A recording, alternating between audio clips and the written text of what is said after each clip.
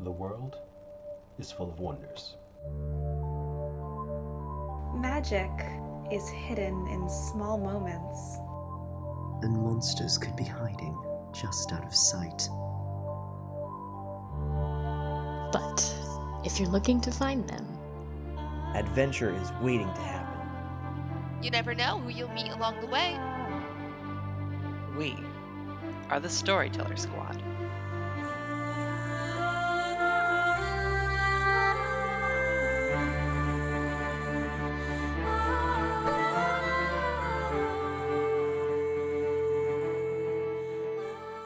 Hello, adventurers. Welcome back to the Storyteller Squad. Thanks for joining us here in Autumn Falls for more Monster of the Week. This week, we thought Damien should introduce us. Damien? My favorite character introductions are the ones they do on TV shows, where they display the character and the actor's name and a few quick snippets of that character interacting on the show. So we'll start off with Bethany Miller. She's with her sorority sisters at a party. They're all laughing at a joke she just told. We see Bethany on her morning routine, cut to her sighing at work, and then she's smiling in a nice family portrait, all the siblings lined up as the dad clicks the button on the camera and then rushes to get in just in time for the flash to go off. And then we see Hugo Rashad in his karate attire, flipping an opponent onto their back. Cuts to the museum, where Hugo looks left and right, making sure the coast is clear. And then we see him navigating the secret passages of the Whispered. We see Hugo in his house, researching an old book as he flips through pictures. And then we see him working on his miniatures. Agent Lonnie Whittaker. We have that suiting up montage where we start off at his shoes, shoelaces, tight, belt, fastened, pistol, slides into the holster, tie, pulled tight. Cut to the agency. He's shaking Olivia Eastie's hand. We see Whittaker at the firing range, and then going through a dark building, using that cool grip that people use when they have the flashlight in their left hand, using it to brace their pistol arm. And then we cut to Raven Eugenia, whose face is lit up by a laptop. And the laptop is going to stay the same, but the background changes, and so does her seating position. She's at her house, at the library, the mall. Then the background is her karate dojo. Raven shuts the laptop and begins to look through her tarot cards. Felicity Starnbrook is in her backyard. She's catching a fluttering leaf with Tom and Ghosty as they play hide and seek around the trees in her backyard. And then she's at Miscellany, looking at books and laughing with Mira. We see Aidan Brightwood, smiling. She's flying through lush garden rainforest filled with fantastical plants. And then we see Aidan walking through a regular park. She's quickly returning a dropped wallet. We see her at a parking meter, putting some extra change as someone's meter ran out. If you looked carefully at those scenes, in some of them you'd see a strange dressed man stealing something. And that is Damien Edgecrest.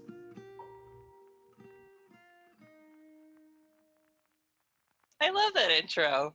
Guess we have an animation project on our hands. Oh, Lord. Let's recap what happened last time to the hunters. After dealing with a monster fight in a mall, some time had passed, and you all had tried to get back to a normal day-to-day routine. Those of you that work in Autumn Falls went back to those jobs.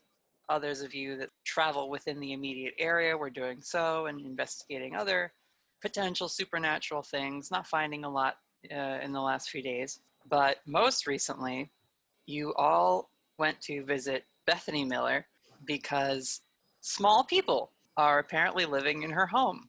Meanwhile, another group of small fairy folk are attempting to get her and her family to move out of her home by annoying them enough and causing problems with the yard and the house's electricity and wiring and plumbing and that sort of thing.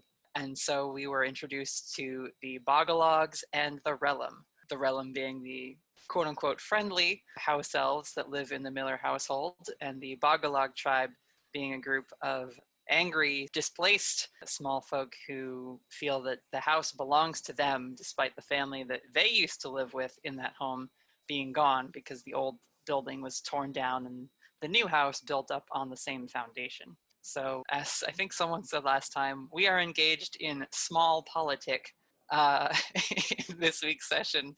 And the very last thing that happened, I believe, is that Bethany, being a bit overwhelmed by this collision of the supernatural invading her literal home, she dashed upstairs to her room, leaving the rest of our hunter gang with the Rellim, who are gathered now and just all perched on the mantle and the banister of the stair and other vantage points where they sort of revealed themselves from. And that's where we pick up. Damien pulls out from his briefcase a sleeping eye mask to cover over his eyes. And you saw him go from like really agitated to sort of calming down. So how are we going to handle this situation? Unless you want to fight them, because I could totally go back to doing that. He goes to peek up to peek and start looking around again. We could fight them. And he puts the eye mask back down over his eyes. But if you have any suggestions, Agent Whittaker, I assume you're the expert on such matters. Unfortunately, our biggest political bargaining chip in this whole operation just went up to a room. So, hard to say. I don't think we should be killing anything unless we absolutely have to. I don't think we've quite reached that level yet. Whittaker looks just vaguely delighted by this whole thing. Yeah. How charming. Yeah, this is the kind of agency assignment that Whittaker goes to bed at night praying for. Oh, an invasion of house elves. That sounds so lovely and relaxing. So precious. Nobody's dying. Yeah. How about that? At least not in the immediate future. You see the tiny matriarch of the Rellim with her little stick tap a metal soccer trophy to get like your attention. Ping, ping, ping. Aerith Rellim says, "We cannot have you killing the Bog-a-Logs. That would only incite their further fury. Their argument is with us. We would be remiss to allow any of you, especially the Millers, to put themselves in harm's way on our behalf." So we have to kill all the Bog-a-Logs at the exact same time. Interesting strategy. You see Aidan just like walk by and like deliberately step on your foot, Damien. Oh, jeez, who did that? And she comes over to the matriarch and she says, "We also can't allow the Bog-a-Logs," he said. "We can't let them just walk all over you either, and especially not if they're going to be causing problems for Bethany and her family." And looks out the living room. There's a sliding glass door that leads out to the deck where Felicity, you and Damien rushed in. And there are still those little pebbles and bits of sod and dirt and things. A trail, basically, that leads out to the middle of the yard where there's now a big rip of the grass where a groundhog or two might have burrowed down. Do you understand, honorable Rellim Clan, that we are all just as honor-bound to protect the Millers as you are? So I'd say our stake in this fight is actually just as equal to yours. She kind of nods, and the rest of the Rellim, who are all perched around the house, nod and whisper amongst themselves, "Oh, honor-bound, yeah, yeah." Aidan looks over to Hugo and says, "What do you think? Any experience with this sort of thing?" Not at this kind of scale, not by any means. And he's just going to pull over a chair from the kitchen and actually just sit down in it, trying to process what's going on. Denna Rellim, the young girl, she's like interacting with Ghosty Felicity and tossing things to him, and he'll like go and fetch it and then bring it back to her, and she's just like entertained with this little forest spirit. She says, "We've been trying to have peaceful talks with the Bog-a-Logs, but they're just so stubborn." She kind of like frustratedly like plops down where she's sitting. You see Saoirse, the adopted Rellim family member, she throws her hood back up and says, "I'm not any good at this talking. You figure it out. I'm gonna go scout ahead." So she like leaves the room and goes over to like the little sliding glass door, and you see she actually like lifts the gasket up a little bit and just whoop, and slides under it. In a way that, like, shouldn't be possible, but you gather she's using some sort of fairy magic to just slip in between cracks and things. Felicity slowly realizes that we won't be fighting them, and she wipes her war paint off that she had put on last time. I will say, Felicity, as you, like, go to do that, that's when you get the vision of the last cliffhanger that we ended on, where the Bog-a-Logs are in their little tree grove, and they are all talking about how the Rellims have unjustly wronged us, and what we need is a troll. And come out of the vision hearing the echoes of the Bog-a-Logs all, troll, troll, troll, troll, just like chanting it and chanting it. So guys, let me reapply, I guess. They're bringing a troll. I just saw them in a tree, and they were all chanting troll. So there's that. Has anyone dealt with a troll before? Depends on what kind we're talking about. Raven, I'm sure you have dealt with the internet versions with your blog and all. At least you have some experience. I'm sure They're coming to dox us. Very different. Wait, we have to distract the troll. We can't let the troll get to the house. That's only going to wreck the place. We've got to find some way to distract it. And we don't know what kind of troll this is to give us the idea of like how big. My magical mystical vision was not specific. All right, How does the fair. How does the Rellim Clan react to Felicity saying they've got a troll?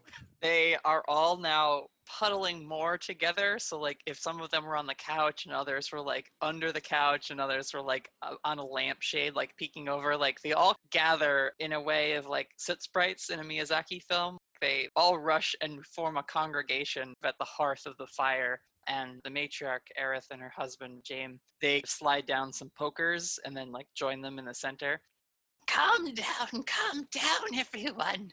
Obviously, the Bog-a-Logs are taking more extreme measures because of these people arriving to assist us. And so they all kind of give, like, a quick, like, whoosh. Every head now turns to your little group of people who's kind of awkwardly standing in Bethany's living room. Sorry about the troll, you guys. Do you know anything about trolls?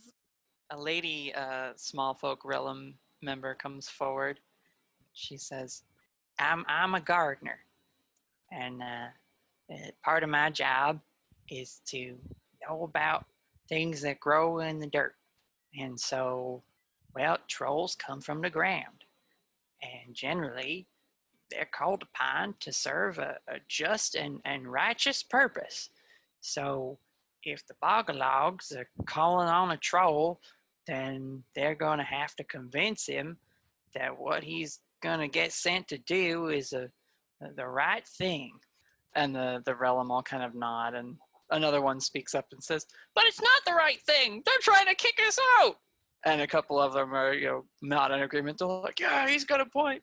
And the gardener kind of puts her hands up. She says, I know. I'm just letting you know. And these uninformed people, that's what trolls are for. Trolls are a force for the folk.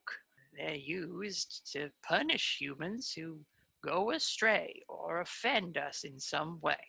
Now, the Rellim have never had cause to send a troll after nobody, but it's in the rights of the folk for any tribe or clan to try and get a troll to fight their battle if they can't win it themselves. And to be quite frank, and she kind of looks over at Damien with his eye shades on, the miller's bringing a demon into the house might justify the Bog-a-Logs in their argument.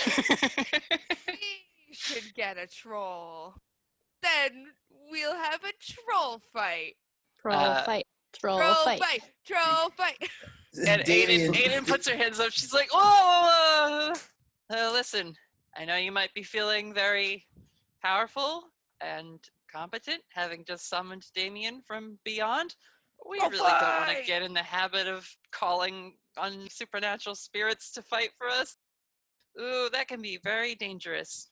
Hugo has his head on the table. They're doing it, though. Let's get some quick logistical things straight. Honorable leader of the Rellim Clan, in comparison to me, how big are these trolls? Maybe double? Ah! Troll fight! Trolls Sounds are big. about standard. They shake the earth when they move. Through their magic, they're connected to stone and the bedrock of the planet. Damien is going to open up his briefcase, put his mask away, and walk over next to Hugo with his case open and begin taking out various salt shakers from restaurants. So none of these salt shakers match in any way. Hugo, I'm going to need you to make a barrier to protect this house from trolls. You used electricity the last time to make a barrier. We trust you can do the same. And then he's going to turn over to the matron. I can tell when I'm not welcome. And he just walks straight through whatever like the nearest wall exit is and just leaves the Miller house. Damien, as you leave, the Rellim, they make room for you, and the matriarch watches you go, not suspiciously, but acknowledges that you are removing yourself from the equation, so to speak, or at least the space, the immediate space. And she looks to Whittaker once Damien is gone, and she says, I didn't mean to offend your friend, but that is the strangest demon I have ever seen. You're not the first to have pointed that one out. My worry is that they're not going to stop calling off the troll now that the demon has left the premises. Oh no, I wouldn't think that at all. They have no idea what is happening here in the house at the moment.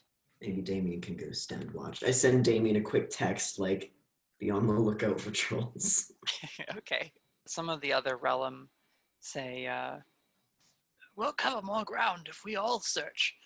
Quickly, let's get out there and start sweeping the forest. And so a few of them kind of separate from the group, and they also slip out under the gasket of the sliding door. And if you watch them go, they like climb onto the deck, and they seem to have little like whistles or horns that they're blowing.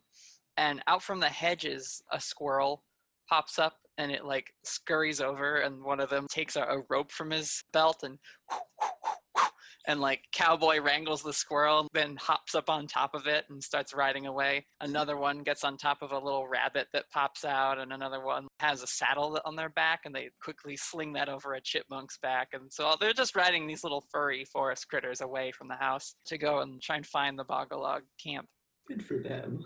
Yeah.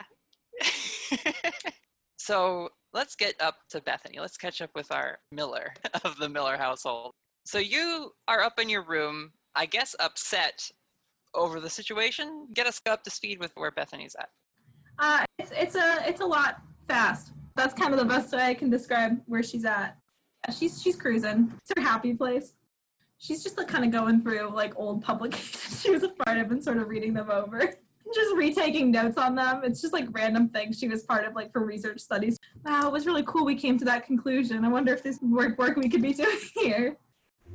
You hear some like pitter-pattering little footsteps as you like do a deep dive into these old comfort areas of past research. If you look for it, you see that Saoirse, in her little blue cloak, is running along the curtain rod of your room and stops when you look at her, takes her hood off, and regards you. And she says, "What are you doing, Miss Miller?" Well, sometimes when you are not a person of action, the best thing you can do is just sort of distract yourself for a bit. I'm, for no better words, entering some sort of meditative state in hopes that I can kind of forget about what's happening right now. When you say that, she leaps from the curtain rod, hits the top of your computer, and then leaps from there down to the keyboard where your hands are, and she takes her little staff and just whacks your knuckle with it. Why are you... These are my typing fingers. And she's like, "You can't forget about what's going on! This involves you as much as any of us!" Did you pick, like, another Miller? There's so many of us. You look and there's another one. You know, Jamie might be in New York, but she's got some references. I'm sure she's figured something out. I don't know your oldest sister. I wasn't around before she moved away. But I know you. You're a Miller. Millers don't quit. Millers notably do sometimes quit. We're actually and she hits your finger again. Don't. I've seen your whole family go through troubles. Then just starts to list off things that your mom had trouble with, and she saw your mom persevere through. And she talks about watching Lydia learn to like do things with her car and other like strange things that she learned just to make a tutorial video. Talks about Sophia's art projects that she's working on. And all that's threatened right now because of some nasty old Bog-a-Logs. You're gonna let them walk all over you? Look, you know, when I pictured my life at, 23 years old, I had a very clear image, and it was not of this. And I'm still kind of coming to grips with that. Why does this house hold any significance whatsoever to the other group? I think the Bog-a-Logs just got tired of living in the woods. They wanted to come back to a house, and they didn't count on us having been moved in. I can tell you why this house means something to me. And she goes over to... Do you have, like, photos on your desk, Bethany? So many. Bethany's got a photo wall. So she goes over and points at one of them, and it has you and your family during, like, an Easter cookout or, like, some other holiday where you're all in the backyard together.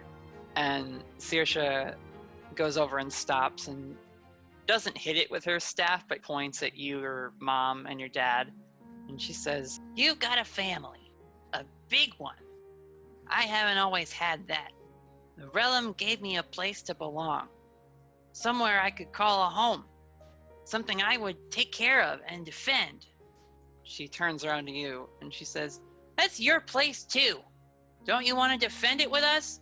I like you, and I like your whole thing that you have going on. Mostly, I think it's very fun that we've had essentially what The Borrowers is all about in our house this whole time. I hope you've seen this little bit of pop. I've seen the movie, yes. Yeah, okay, good. I wasn't sure.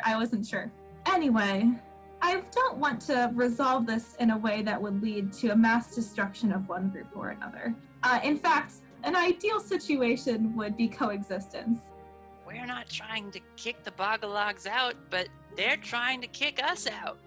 I don't know when the house that they lived in got demolished. I assume it was before this one was built, and then someone saw that there was still a good foundation here, and they built this house. I'm not a Rellim by birth, so I get that you might be feeling a little out of place. From what I can tell, you're maybe a little less magical than everyone else downstairs. The fact that you can read that inherently does sting a little bit. I was really hoping that you would get a read on Raven and sort of assume she was the least magical one. It does sting a little that you did realize on sight that I must be the most, for lack of better words, mundane one. But yes, go on. I mean, you did run away from a room full of small people. Yes, okay, wait, that is very true. It sounds like there's a question of lack of active listening on our hands, and I love active listening. So, what it sounds like you need is you need to pick one of your people, and they need to pick one of their people as ambassadors, and you should talk, because it sounds like there's a conclusion we could come to together if you don't want to do a war, because, I mean, they might want to do a war, but I don't think war should be our response, because it leads to one of us wiping the other out, and that sounds like bad beans, if I'm being completely honest with you. Sounds like you'd make a pretty good ambassador yourself. I've been listening to you. That's so cool that you would say that. Hey, you're right. Honestly, all they are people that I could kick like a football. Could things go wrong and I get attacked? It's not like they have giants or anything, so I'll be fine. About that.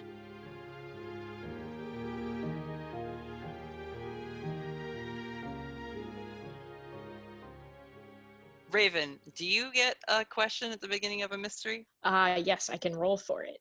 Why don't you do that now? That's a 13. So I hold 3. Some of these questions aren't super relevant. Well, if you think about them in terms of the troll, maybe that will help you. Oh. Because that's kind of the mystery you guys are now faced with, now that you know one of those is on the way. I will ask when and where will the next critical event occur? I know that's kind of up in the air, but...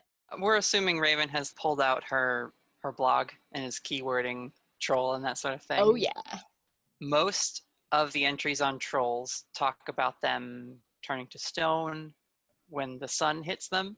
It's late afternoon, right around dinner time, or approaching that anyway. So the sun is going down. So if a troll is headed this way, likely it will happen at some point tonight in the dark. I guess I feel like I know the answer to this, but I'll ask anyway. Is this connected to previous mysteries we've investigated? No, not really. That's what I figured, but there's nothing that speaks of Anari's influence, and there's definitely no hint of wrath or another demonic presence getting involved. Okay, that's good. What does this monster want from this person?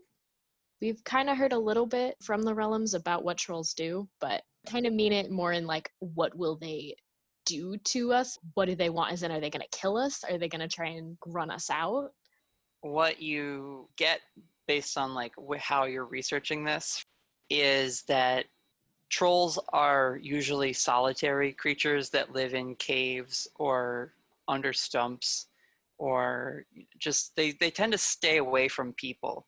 And even in old folklore, they're always a thing that is apart from the human civilization that either comes and invades or is sort of driven away. And so the focus of the story a lot of times is not even about the troll itself, but about the like removal of said problem, which is why most scholars would say, oh, it's a metaphor for a burden or a certain trouble and being attributed to these quote unquote magical, crazy, doesn't exist monsters. What a troll will do is generally harass and cause trouble for a group of people. To what end, you're not sure, but based on the little bit that Aerith Rellim had just said, trolls seemingly are like a tool that has been used by the folk almost as a champion of sorts. If you're a certain forest folk that needs a job done and you're too small or your group is like too underpowered to deal with a thing, you might seek out a troll to like be your muscle essentially and take care of it for you. Awesome. Yeah, the Raven's just been sitting on the floor, furiously scrolling, trying to learn all this stuff. Damien, where are you at, having gone outside? Damien has recently experienced what it's like to be on the receiving end of owning a house and kicking someone out of it. So now he wants to own a patch of ground and kick someone off of it and not let those little Rellims in. There's woods behind the house, correct? Yeah, the Miller house is in one of those cul-de-sacs that then just has forest behind all the houses. That's kind of how I imagine everyone's house. There's at least a little bit of forest around or near it. I know for geographical mapping purposes, it's impossible for every home in Autumn Falls to be like that, but this is a story, so it doesn't matter. His goal is to make himself some sort of fort and or home situation in the woods out of spite. If he gets invited back, that would be fine. But now he wants to have a house where they are not allowed in. And if he sees the Bog-a-Log tribe along the way, he will attempt to join their side and cause. So what do the Bog-a-Log tribe wear? Well, from what you briefly saw of them, rather than the cloaks that a lot of the Rellim wear, typical fantasy traveling cloak with like cutouts for their ears to poke through because they have these very long tufted ears of theirs, the Bog-a-Logs tend to wear like sweaters and coats, more like winter wear, I guess. Very thick knit wool woven things with like fur trimming.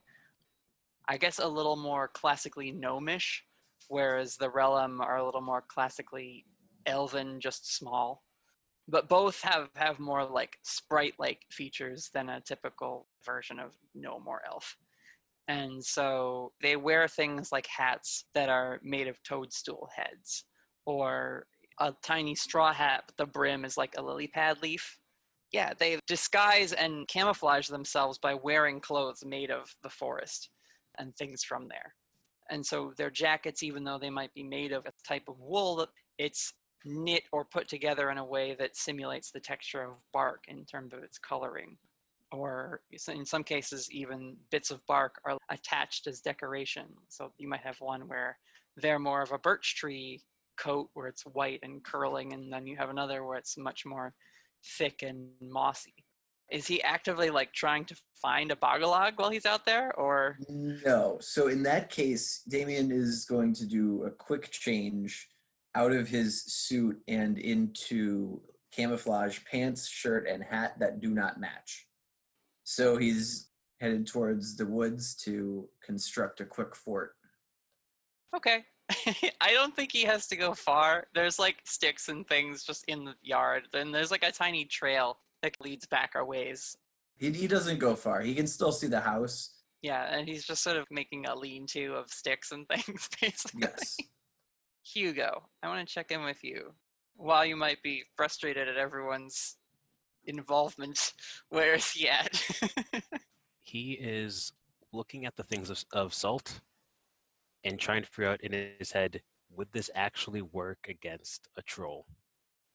Because he's used salt against demons before and stuff, but not against fae folk. Correct. The only thing that he knows for semi-certain works against them is iron. But even then, he doesn't know much beyond that. Do you think he's investigating a mystery in that way, or is he trying to read the bad situation of, there's a troll on the way, oh my gosh. Probably all I have is salt. Bad situation, most likely. Okay. Go ahead and roll that then. Yeah, so I got a 10, which is hold 3. Are there any dangers we haven't noticed? You specifically, Hugo, don't feel that you have a very good idea of how defensible the Miller household is. I don't think you would have ever had a reason to come visit the Millers. So this is your first time being here. And to now also know that, like, oh, there's a community living here besides the Millers themselves. Great. And the fact that, like, a troll might be coming, you feel a bit underprepared in terms of tactically, how am I going to defend this structure from a troll attack? And then I guess building off of that, you go into what's the best way to protect the victims. How much would you say Hugo has dealt with trolls? Do you think he's faced one before? The most knowledge he has of trolls is essentially what he gets from video games. That's all he knows. Best way to protect the victims. I mean, the best way would be to leave. And just let the small people sort it out themselves. Let homeowners insurance handle it. The second best way, the one that involves you fighting a monster, might involve perhaps a trench or creating some sort of, like, at least obstacle to slow the troll down so that if and when it does show up, you can face it as far away from the house as possible. Maybe in the woods that are out back, which you kind of can glance out the sliding glass door and see that. Then I guess for the third one, the slightly selfish question, what's most vulnerable to me?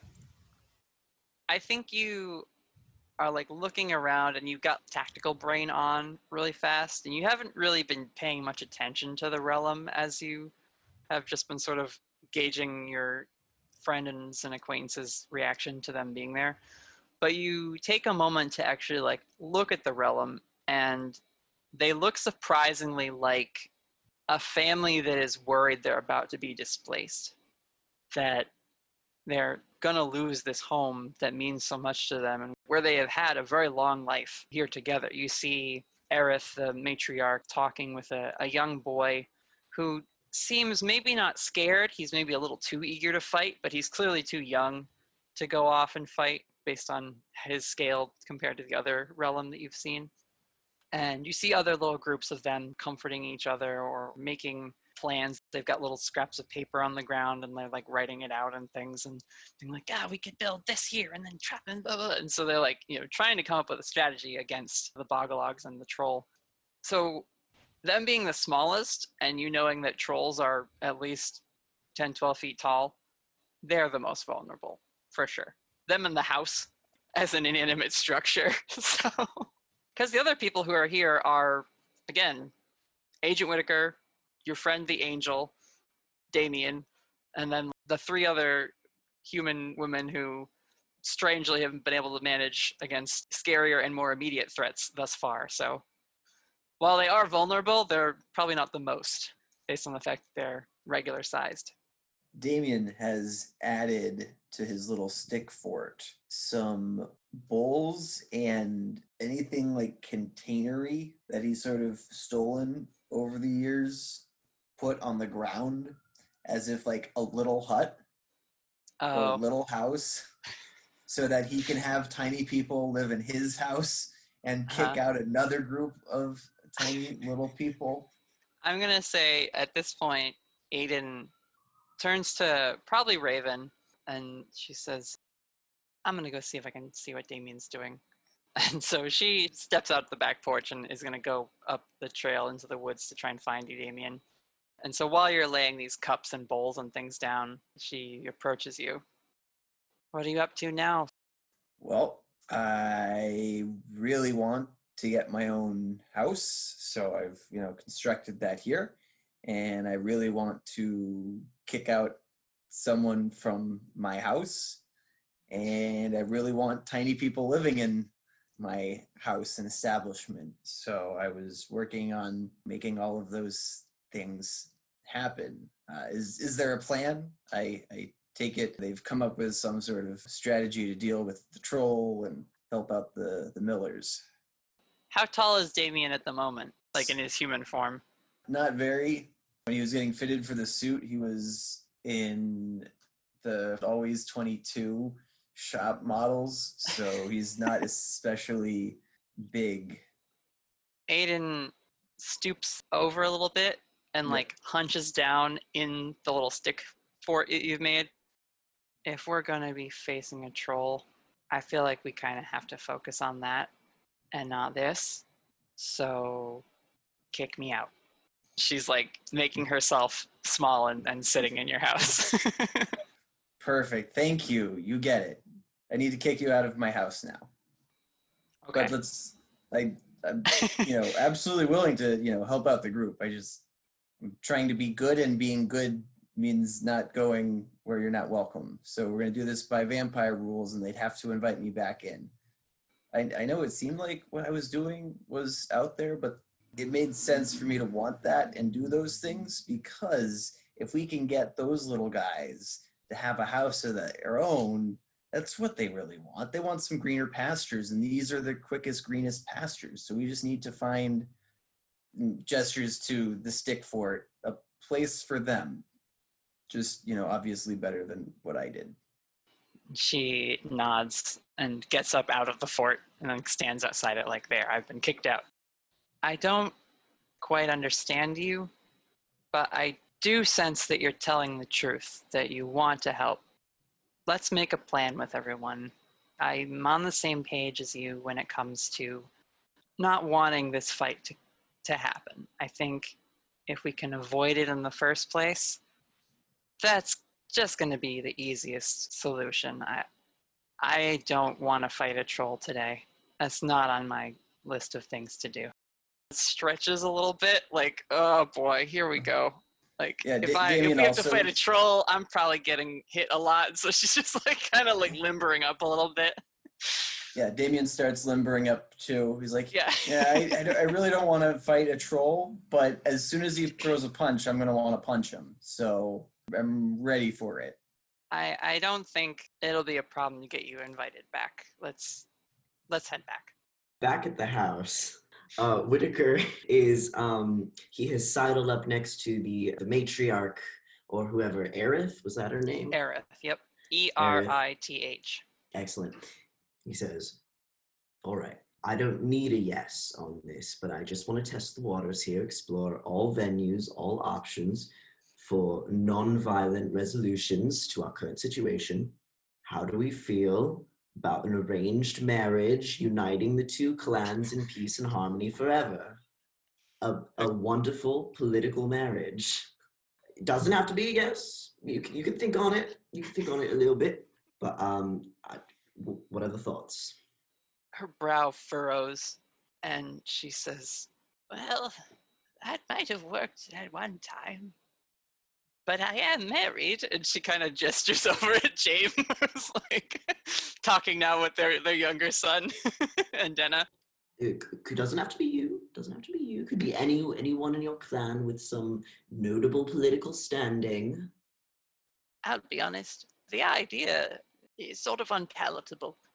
I don't have any particular bad blood held against the Bog-a-Logs, but most of the younger folk do, and I can't see any of them volunteering for such a thing, and I also wouldn't want to force it onto anyone.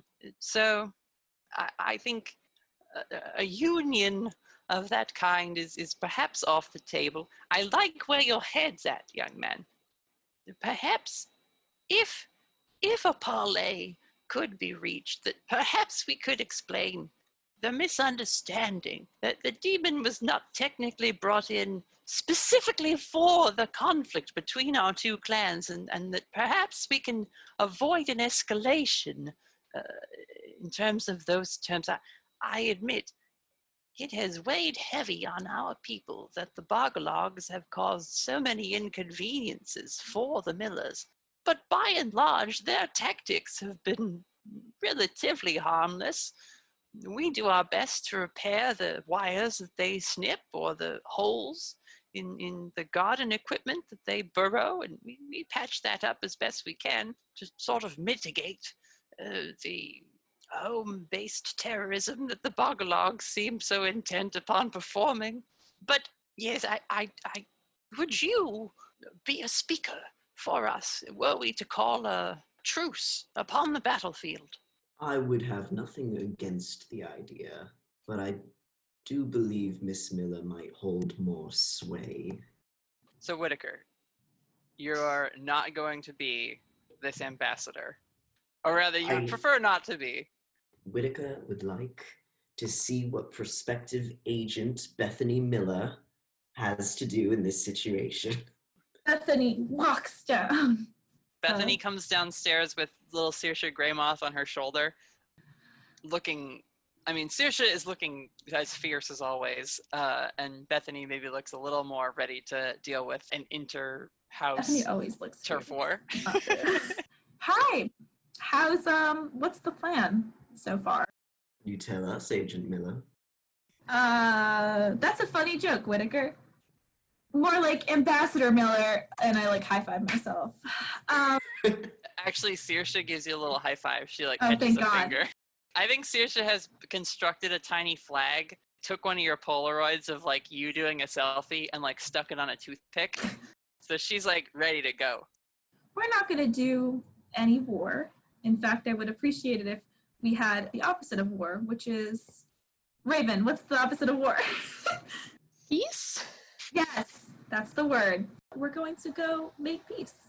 I hope they have an ambassador, because it's usually good if both sides have one, but I'm going to be, I think I'm good at appearing non-threatening. We're going to hope they don't pull out the big guns being anyone that's taller than me, because that does terrify me a little bit. We'll work on that one then. Could we try either sending one of the Rellims out not too close to the Bog-a-Logs, or even just yelling out the back door to see if they'll send an ambassador instead of just going in blind? Maybe try and give them some warning. I could send Ghosty with a note. Sure. Ghosty can't get hurt, right? If they try and throw stuff at him. I guess we'll see. I want to do this in the safest way possible. I don't want to put anyone in harm's way. Yeah, we can. But maybe we can give Ghosty a note to go and bring to them. Sure. If Ghosty's okay with that. Okay. Felicity's gonna reach into her bag and pull out her journal and tear a page out. What do we want to say? Hello, Bog-a-Logs. It's me, Felicity. Important question. Can they read? I was going to ask that, and I felt bad. If yes, this will make a lot more sense. Want to come to my house instead? I've got a tree. She's also a lady. Oh boy. I feel like... Does somebody else want to write this? Yeah, maybe, yeah. That would be a good idea. Pass the paper to Raven. You try. Ghosty goes in with 6 different notes. Yeah, he's got a All little with messenger conflicting bag. information. All right, Raven takes paper, like rips off the top part, and then to the Bog-a-Logs. Guys, anything? Ask them if they can read. No. I want to see you do this on your own very quick. Yeah, Everyone me gets too. a turn. Everyone gets a turn. Me, Natalie wants to see Raven's attempt at diplomacy. The paper's just gonna get smaller and smaller as we mess around and rip off the terrible attempts. All right. To the Bog-a-Logs. Is diplomacy an option? Question mark. We will be sending someone out to meet with you to discuss our options. If you could send one of your own to talk to us, that would be great. Sincerely, not the Millers. Anybody? Is this okay? Ask them if they can read. Writes really small up at the top underneath to the Bog-a-Logs. Can you read? Question mark. Hopefully you can. At the very bottom, she'll put, we will be coming outside in 15 minutes. Wow. Meet us in the yard. And as you're writing this, Aidan opens the sliding door again. What's happening in 15 minutes? Also, can Damien come inside again? Yes. Yeah, of course. I need to hear the little matriarch say it. He calls Free from will like is very down at the bottom of important. the steps of the deck. The little matriarch nods, basically. She doesn't like vocalize it, but she's like, yes, he could come in. He's already been inside the house. She said yes. Aidan just turns around and is like, you're good. She kind of comes over to you first, Raven, and looks over your shoulder at what you're writing. And she says, oh, good. We were having the same discussion outside, actually. I don't want to fight a troll. None of us do. Tell them, Raven. Tell them they can come live at my house. We'll discuss that when we go outside. Maybe you could go with Bethany. I feel like not all of us should go. It might scare them. Like, they might think we're coming to fight, but maybe, like, the 2 of you. Sweet. And then you could personally invite them if you're okay with that. I'm super comfortable with sending just 2 of us out to meet them, though, especially if there's a troll. Well, the hope is to go out before they get the troll.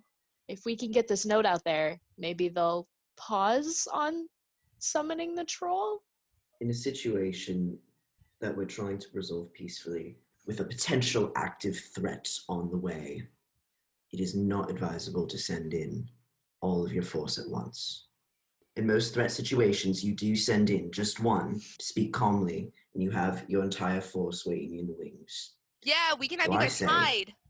Miss Miller and Felicity, if that's who we decide to be our main ambassadors, they go on ahead. We stay close behind, just in case something comes out of the woods.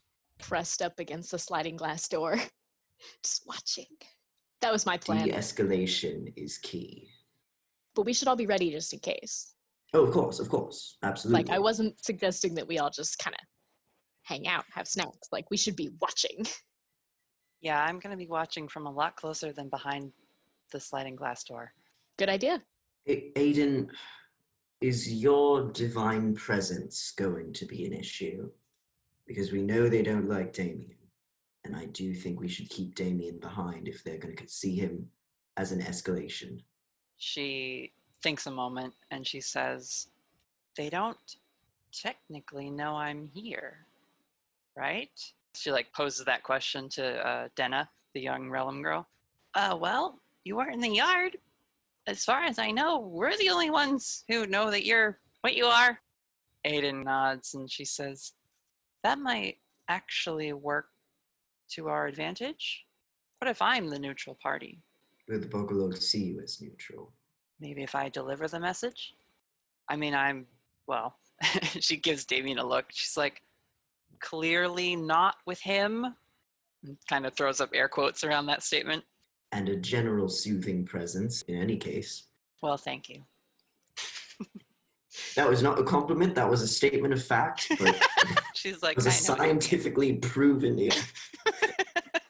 She does look over at you, Hugo, and she says, are you going to make a barrier?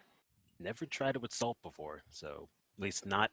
I've made rings. I've never made barriers. I doubt I could make one that would last a while.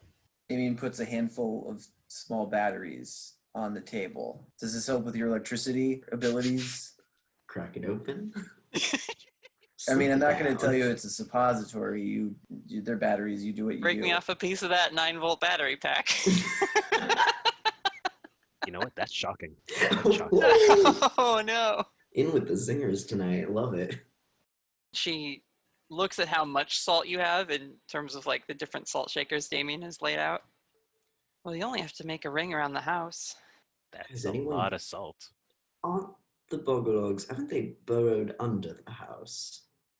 Wasn't that could be a problem. Yeah. Like, I could see making a barrier against the troll, but given house ownership and all that jazz, I don't know if I could keep them out. Like, who really owns a piece of land anyway? Yeah, I mean, I'm never going to understand that one. But if you want me to keep out a troll, that I can try. Or if you want, I can just go up on a hill and try to shoot it. He says nonchalantly. Hugo, de-escalation. Yeah. Oh, we're not trying to get it angry at us.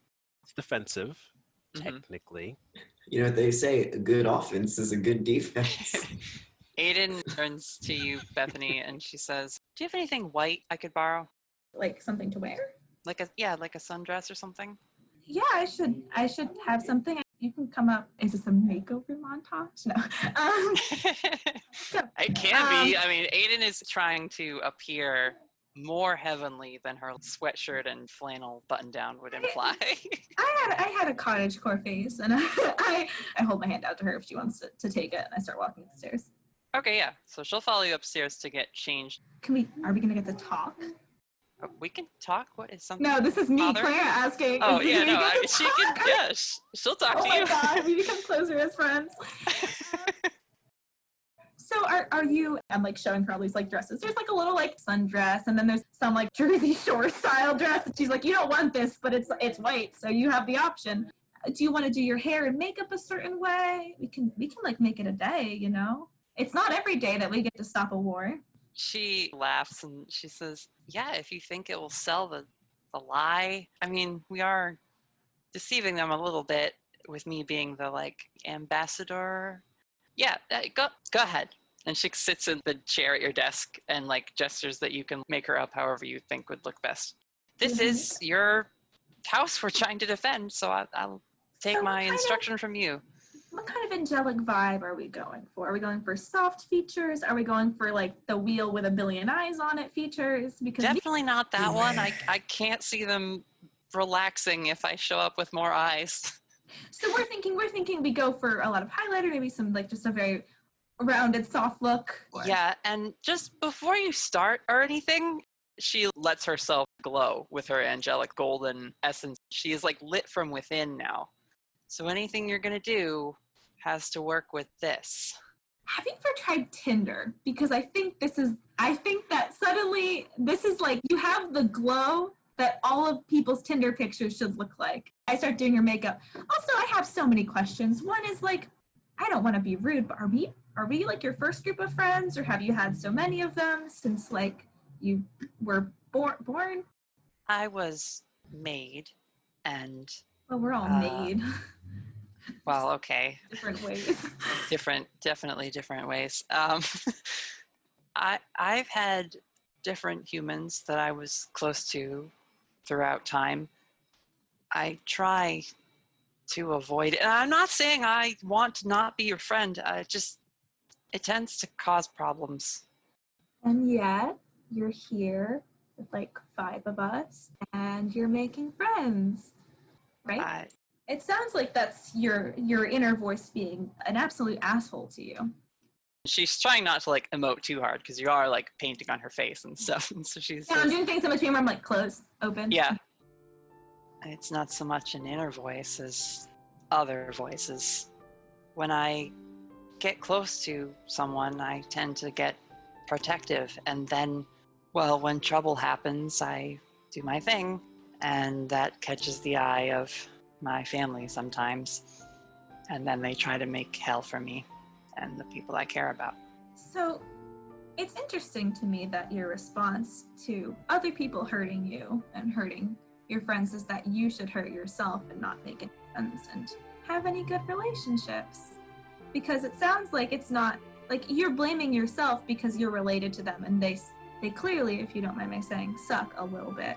And I think that you're putting a lot of this responsibility and weight on yourself, but even though you're an angel and you're probably going to emote differently than we all do and feel differently than we all do, at the same time, you still seem to have real emotions, and you shouldn't be punishing yourself because of what someone else is doing. And also, if you didn't make friends with us, we would have probably gotten eaten by a kitsune, because I was friends with Inari, and I probably would have eventually gone over to her house, and she would have given me all her feminine charms or whatever, and then, like, I mean, I don't know about Whittaker, but he probably would have gotten fucked up one way or another. Hugo wouldn't have had a roommate. Oh my god, they were roommates. Felicity wouldn't have someone to chaperone her when she goes on her dates with that person that she shouldn't be dating. What's her name, Mira? I don't even want to think about that right now. Raven wouldn't have someone that she blushes around, which, by the way, super cute. I'm sorry, what? Oh, I thought you two were, this is egg on my face. She's like, we're co-workers. Yeah. Listen. Yeah, our co-workers. she's like, that's listen, where it begins. when you live as long as I have, and the same people hurt other people in your life over and over, it is my responsibility. Every time I risk it and let myself care about people, they end up getting hurt. And I can't stop it. I have emotions, even if they're not human, but sometimes you just don't want to be hurt anymore. Aidan, I have not lost in the same way that you have, but things hurt a lot sometimes, like so bad. But it's not about not wanting to get hurt again or wanting to make sure you close yourself off so that you don't hurt other people or you don't hurt yourself.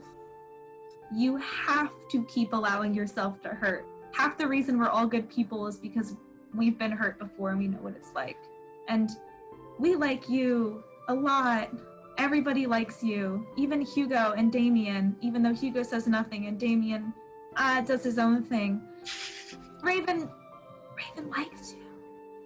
I know this is gonna suck to say, but, and I'm kind of finishing up, and I kind of like finish curling your hair a little bit.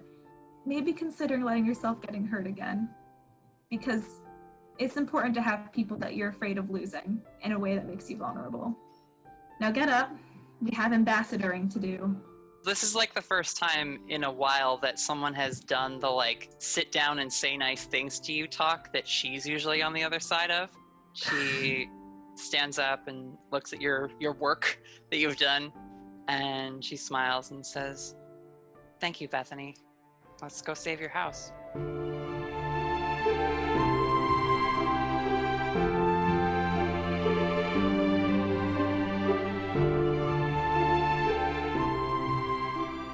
Hello, adventurers. I hope you're enjoying this story about the small folk. They're so adorable and yet somehow extremely dangerous if they try to be. Small dangerous things are actually a specialty of our sponsor this week. The Mythical Mouse Shop specializes in custom handmade dice bags and hand-painted miniatures for your tabletop adventures. I love miniatures and monster figures, and I never have time to paint my own. These ones look how I wish I could make mine look. They actually painted a mini of one of the monsters from this show, but I can't show it to you because you're listening to a podcast. But you could always check out our Facebook page and give us a like and follow there. You can look at all the cool art we've shared so far and see this very cool mini, which is going to be a secret unless you go do that. So, you know. Also, they didn't ask me to say this, but the Mythical Mouse Shop's shipping and packaging technique is top-notch. I actually said out loud, "Wow, this is packed really well," like a weird person as I was opening the package. So worry not if you're looking to add a delicate or fragile piece to your minis collection. Check out their shop at www.etsy.com/shop/mythicalmouseshop, or their Instagram @themythicalmouse. If our adventuring heroes knew some mythical mice, maybe they could host the peace summit between the Rellim and the Bog-a-Logs. I guess we'll just have to see what actually becomes of our beloved hunters. Catch you next time, adventurers.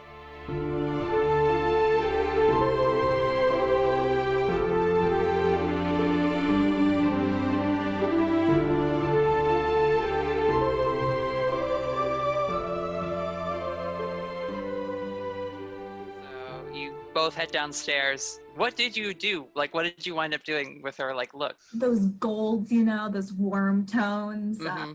Took out, there's a palette that I have, honey palette.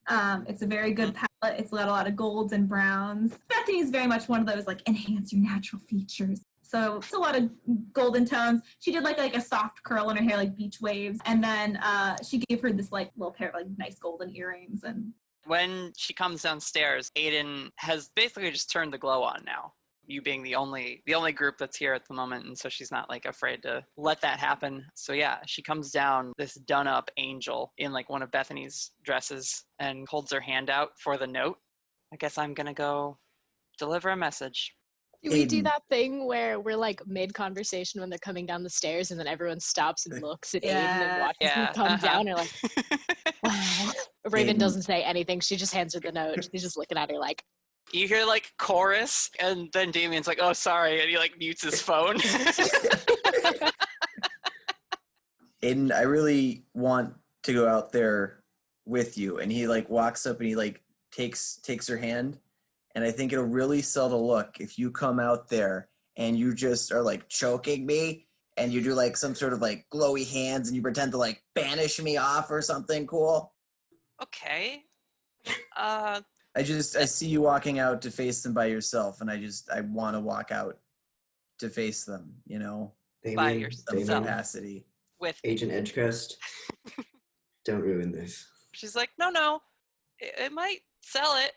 All right, Damien, you and I will go out there alone together. Let's go. So she takes the note from Raven, and she kind of looks to the Rellims to ask them, what is your plan? And James Rellim, Aerith's husband, steps up, and he's got like sort of a shaggy, almost Amish style type of beard and like a wide brim hat. And he says, we're going to stay and build up defenses for the home. And she thinks like, ugh, from a troll? Okay, little guy. But she's polite. She doesn't say anything, in that vein. She just says, all right, Mr. Rellim, good luck. And he does a little salute. And a bunch of the others also stand at attention as she and Damien both head towards the back porch to leave. Clouds block the sun, so it becomes nighttime way faster. Well, it is getting dark. The little lightning bugs are starting to light up in the grass. Just as Damien, you and Aidan get down to the bottom of the deck, while everyone else is getting their shoes on and stuff, a rabbit comes bounding out of the forest, and you can see a little house elf on the top of it. Let's see. I wrote down a bunch of names. It is Davi Rellim, and he's kind of waving his hat like, pay attention. And he gets there, and Aidan kneels down. What's the matter? What is it? And he says, the troll! And you all hear from far off, not anywhere nearby, but definitely from far off, and a shake of the ground.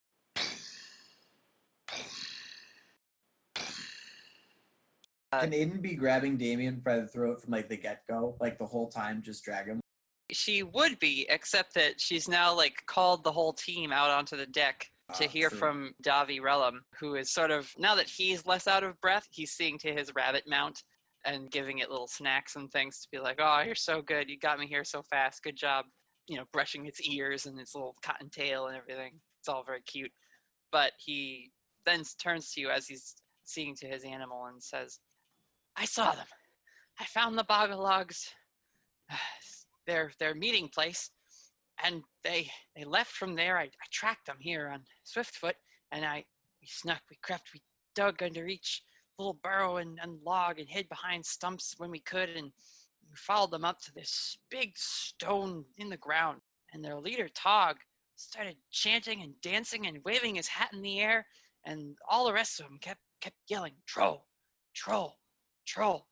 And then the ground shook for a second, and the stone cracked, and other stones around it started to roll towards it. First, it formed an arm, and as the arm pressed on the ground, another rocks came together, and they made a second arm, and it just sort of pulled itself up out of the ground. And then little rocks started to roll over the surface and collect in the front, and it made a face. It started to speak. It said, "Why have you called me?" And the Tog, the leader, he was saying, "We of the Bog-a-Logs have been wronged by the Rellim." It's not true. "And we have called on you, the great troll of the mountain, to right the injustice that's been done to us by these humans, the Millers." And the troll was like, "Well, this is a just cause." and they all agreed, because that's how they feel about it. And the troll said, "Very well. I will see to these Millers." And he stood up on his big troll legs, and he started to head towards the house, and I had to turn around really fast. I don't know how far away it is, but we just ran as fast as Swiftfoot here could go, and oh man, they have a troll, you guys. What are we gonna do? You're very good at impressions. Oh, thanks. Yeah, I do pretty well in the plays we put on in the basement. Be crazy if the troll actually sounded like that. Well, Yeah, now I it'd be think we wild, need to wouldn't summon it? something of our own. We should summon another demon to fight the troll. Can I just throw something out here? And forgive me if I'm just being dumb. Can we just talk to the troll? We can try. That's what this is, right? And Aidan points at the letter. I do like talking. Well, I thought that was to talk to the Bog-a-Logs. Do you think I should give it to the troll? Can the troll read? Important consideration. Part of me is just tempted to just sit in the woods and wait for the troll to come to us and literally just talk to him once he gets here, but that might be a little bit too late. If the troll's on the way, maybe you should try to talk to it first. I mean, you're not its target. It's after the Millers. So it has no reason to hurt you at the very least. Also, still, who are these people? Because I still don't know who these people actually are. Who? The Bog-a-Logs? Yeah. Davi goes off on a rant. He's like, the Bog-a-Logs are the worst. Ah, they're a bunch of stone-kicking, dirt-clubbing. Just like... He's got a lot of Rellim pride in him, so he's basically starts describing them like the opponents on like a rival football team. They sleep under leaves instead of on grass like normal folk in football. It's like all inane comparisons that mean nothing. Anyone else can explain to you that they're another family of house elves that feel like the house that the Millers are in now should belong to them and not the Rellim. So that's to fill Hugo in, and also perhaps a day that is the like conflict. They are silly people. Should we speed up the plan then? Get Aidan outside with the note and try and get it to the Bog-a-Logs before the troll gets here? I can be fast, sure. I think that's plan A. Plan B, if it doesn't go well, is to try and intercept the troll and talk to it before it gets here. Agreed? Do you still want to bring Damien along for your little That way you have backup just in case the crap hits the fan. Because they I'll summon turn the into a troll. mouse or something and hide in the shoe. That way, in case you need me, it's okay. She smirks at Whittaker and says, I do actually. And she grabs him by the throat, Damien. And You're she's really like, selling this one. yeah, hang on. And whoosh, she takes off into the sky with you with the held in one arm. So Aidan rockets off. She eventually lets you piggyback on her, so you're not just being held by your throat the whole time. She also doesn't know where the Bog-a-Logs are, technically, so you and her are going to have to work together to, like, find them. So if we're looking for them, Damien could shapeshift into a bird to get the eagle eyes to look at the ground to see where he can see tiny little figures moving around. I would say you could also just use magic, since you're a demon and she's an angel. Damien gets out a pair of binoculars, and you know how humans, when they're going to clean the lens, they'll like spit on the cloth and then you know rub it into the lens. Yep. Damien does that, except he hawks a little bit extra and spits and then cleans the lenses to enchant them a little bit extra. Aidan grimaces when you do that, and she says, "You're so charming." So then, yeah, he will use his enchanted binoculars. Because one of the effects of use magic is observe another place or time. So you can kind of bend that to be like, observe where people might be. That's 9 plus 3. Yeah, the magic works without issue. So I will search for Bog-a-Logs. When you bring the enchanted binoculars down again, and Aidan has stopped flapping, she's been able to catch some, she's on the wind at this point, so they're just sort of coasting, and there's that quiet moment where you're scanning the forest, and you see little blips of light, and at first you think, oh, it's those lightning bugs again, but then you see the little blips are like not moving the way bugs move, they're scampering and congregating, and some of them will get three together, and then they split off, and two will run off, and another one will run over and join another one. And there seems to be a lot of them running back and forth, and you keep scanning and scanning, and you see a big congregation of these little lights. And they're all moving, not speedily, but sort of methodically, and advancing towards the forest. And these little ones that are going out and talking to others, those groups eventually go back and join the major congregation of them. Even if it's backtracking a little, they go back, get in line, and then this wave of lights continue to march forward. And Aidan nudges you a little bit.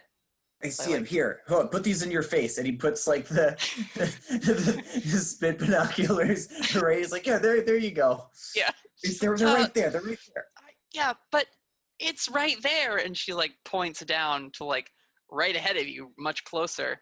Although you're now a little bit of ways away from the house, but you see the treetops kind of and being pushed away, and then they'll snap back into position. And then some just get pushed down and don't snap back. And that like boom, boom, you don't feel it so much as hear it now as logs are snapping and twigs are breaking. And you kind of just see this mound of what looks like a big rock with moss and lichen and little vegetation and things growing on it. And it just seems to be slowly plodding its way towards the part of the neighborhood where the Miller house is, through the woods. Oh, okay. I suppose we don't need these anymore. And he like just chucks the binoculars. And as they fall, he goes, oh no, that's littering. Shit, I'm supposed to be better. Okay, let's go. Let's do the mission. We can get them later. Where are the Bog-a-Logs? He points down where like the trees are rustling and everything. So the two of you land a little ahead of that advancing group. All right, you ready to sell this thing? And she's like nervously like shaking her hands to get herself pumped up. Oh yeah. He limbers up and he like, makes it look like he's been punched and beaten up. And he like makes himself look extra evil. Like his just eyebrows are really just big, angry eyebrows, and his teeth are sharp and pointy, and little demon nub horns. I think Aidan just is like, all right. And this time she grabs to your throat. She's like doing it much more gently. And you can hurt me. I can take it. I believe that. I'm not out to do that. But when she says that, you hear the first little and like many footsteps, many tiny footsteps, but many footsteps. And over the ridge, you see little hats, some are red pointed hats. Others have like flowers coming off them like a pom-pom. Others are just made of different forest detritus. One of them actually looks like it might be a hollowed out log with like sticks coming off of it and like dried leaf decoration. Badgers and moles and other like burrowing animals as mounts crest this ridge of the forest. Aidan is a little caught off guard by how many of them there are, and so right after she says, I'm not out to hurt you, she like sees that and clenches a little tighter on your throat. And then she like realizes, she's like, and like loosens up a little bit. Use a divine smite or something. Yeah, but she she kind of like forces you down or like indicates that like she wants you to like kneel next to her. And she spreads her wings really, really wide. They also start to glow with that golden light. They almost look like stained glass as she like frames herself in this clearing. And the Bog-a-Logs all go, ooh, sign and omen. Aidan lifts the note high above her head, and probably she's going to have to make a roll. Let's see. I would figure it'd be a persuade someone. A manipulate someone, you think? Or yes, I manipulate someone.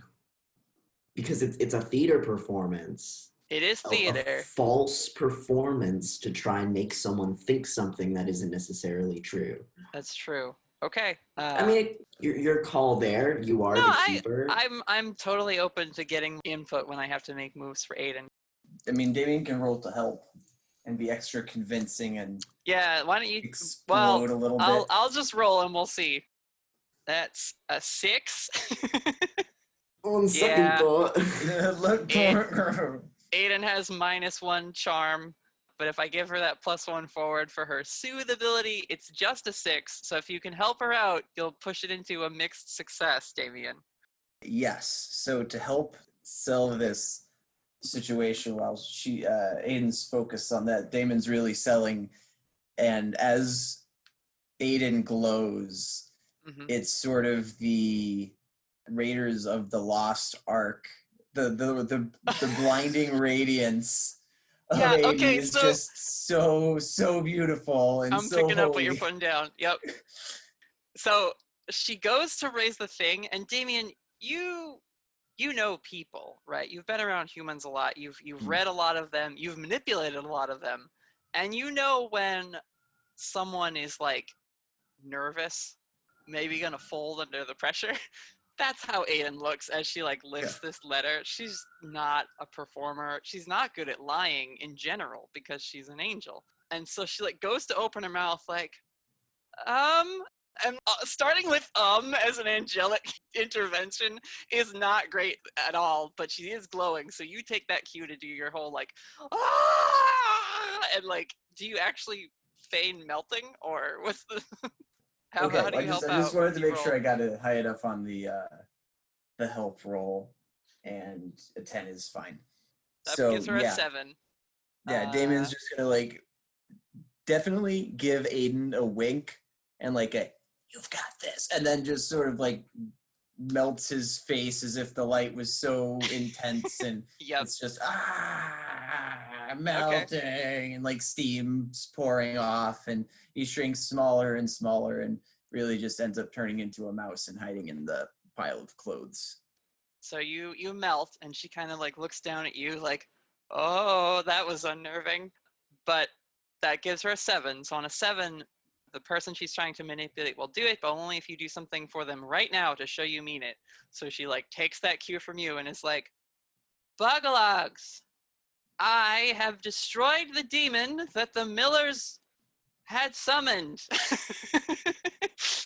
And she folds her wings, lowers her glow a little bit, and strides over, and Bog-a-Log, who is on his badger, takes his hat off and puts it over his chest and says, we have been visited by a divine emissary. This must prove our position is just after all. No. And the Bog-a-Logs are all like, what? They're all cheering and happy.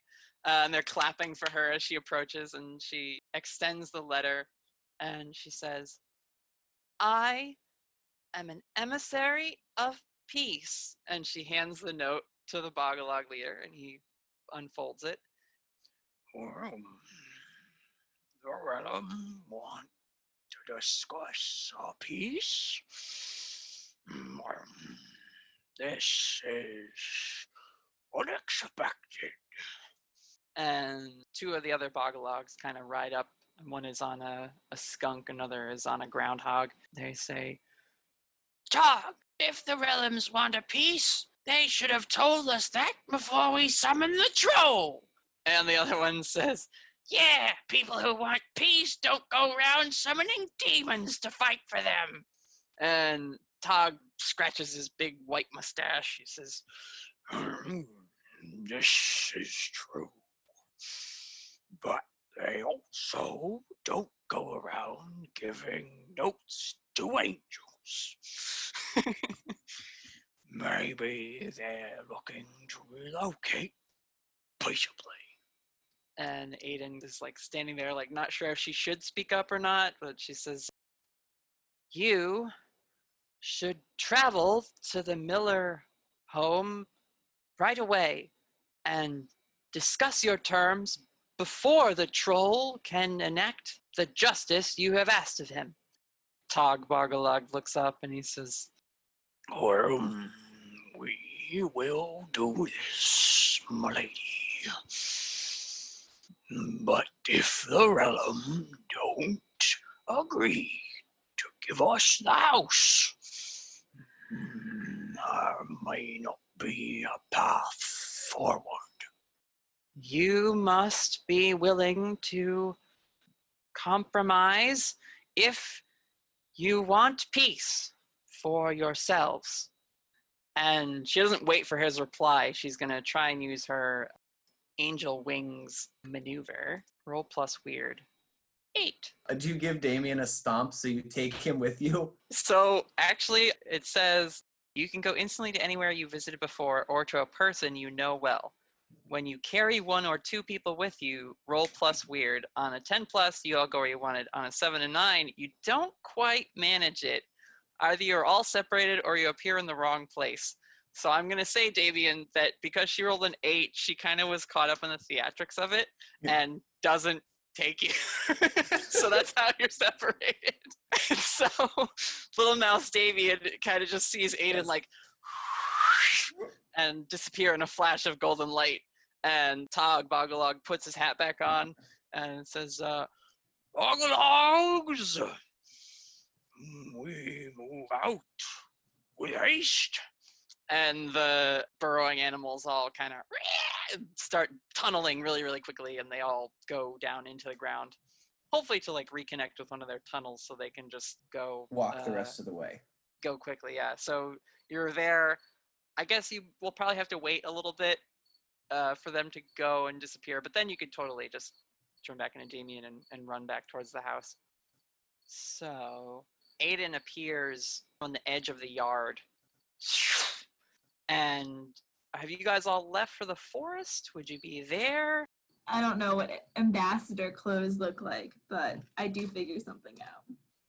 Who else is ambassadoring with me? Yeah, Felicity and I have our own cutesy montage where we get ready. Make me ready, Bethany. I try to engage in conversation about Mira, but I doubt I get very far. Raven come too? Yes. Everyone who wants to come to this makeup montage is allowed in. Which does mean that if it's just Felicity, Raven, and Bethany, is Lonnie and Hugo downstairs, like, so, unless they want makeovers. Hugo's making salt circles, so. I think, Hugo, you're going to have to make a use magic roll, because that's what you're attempting to do, is make a magical barrier with all these salt shakers. Yeah, Whittaker's gonna watch him do that, you know. Oh, I guess Raven could help with that since she has a little bit of experience, not a ton, but a little bit of experience with salt Once barriers. again, Raven is torn between doing fun, normal things or learning dangerous magics. What's she gonna do? Yeah, she'll help with the salt. She will look longingly at joining the makeover party and then go help wave to Raven, go, see you when we're beautiful. Yeah, that. Raven waves awkwardly back.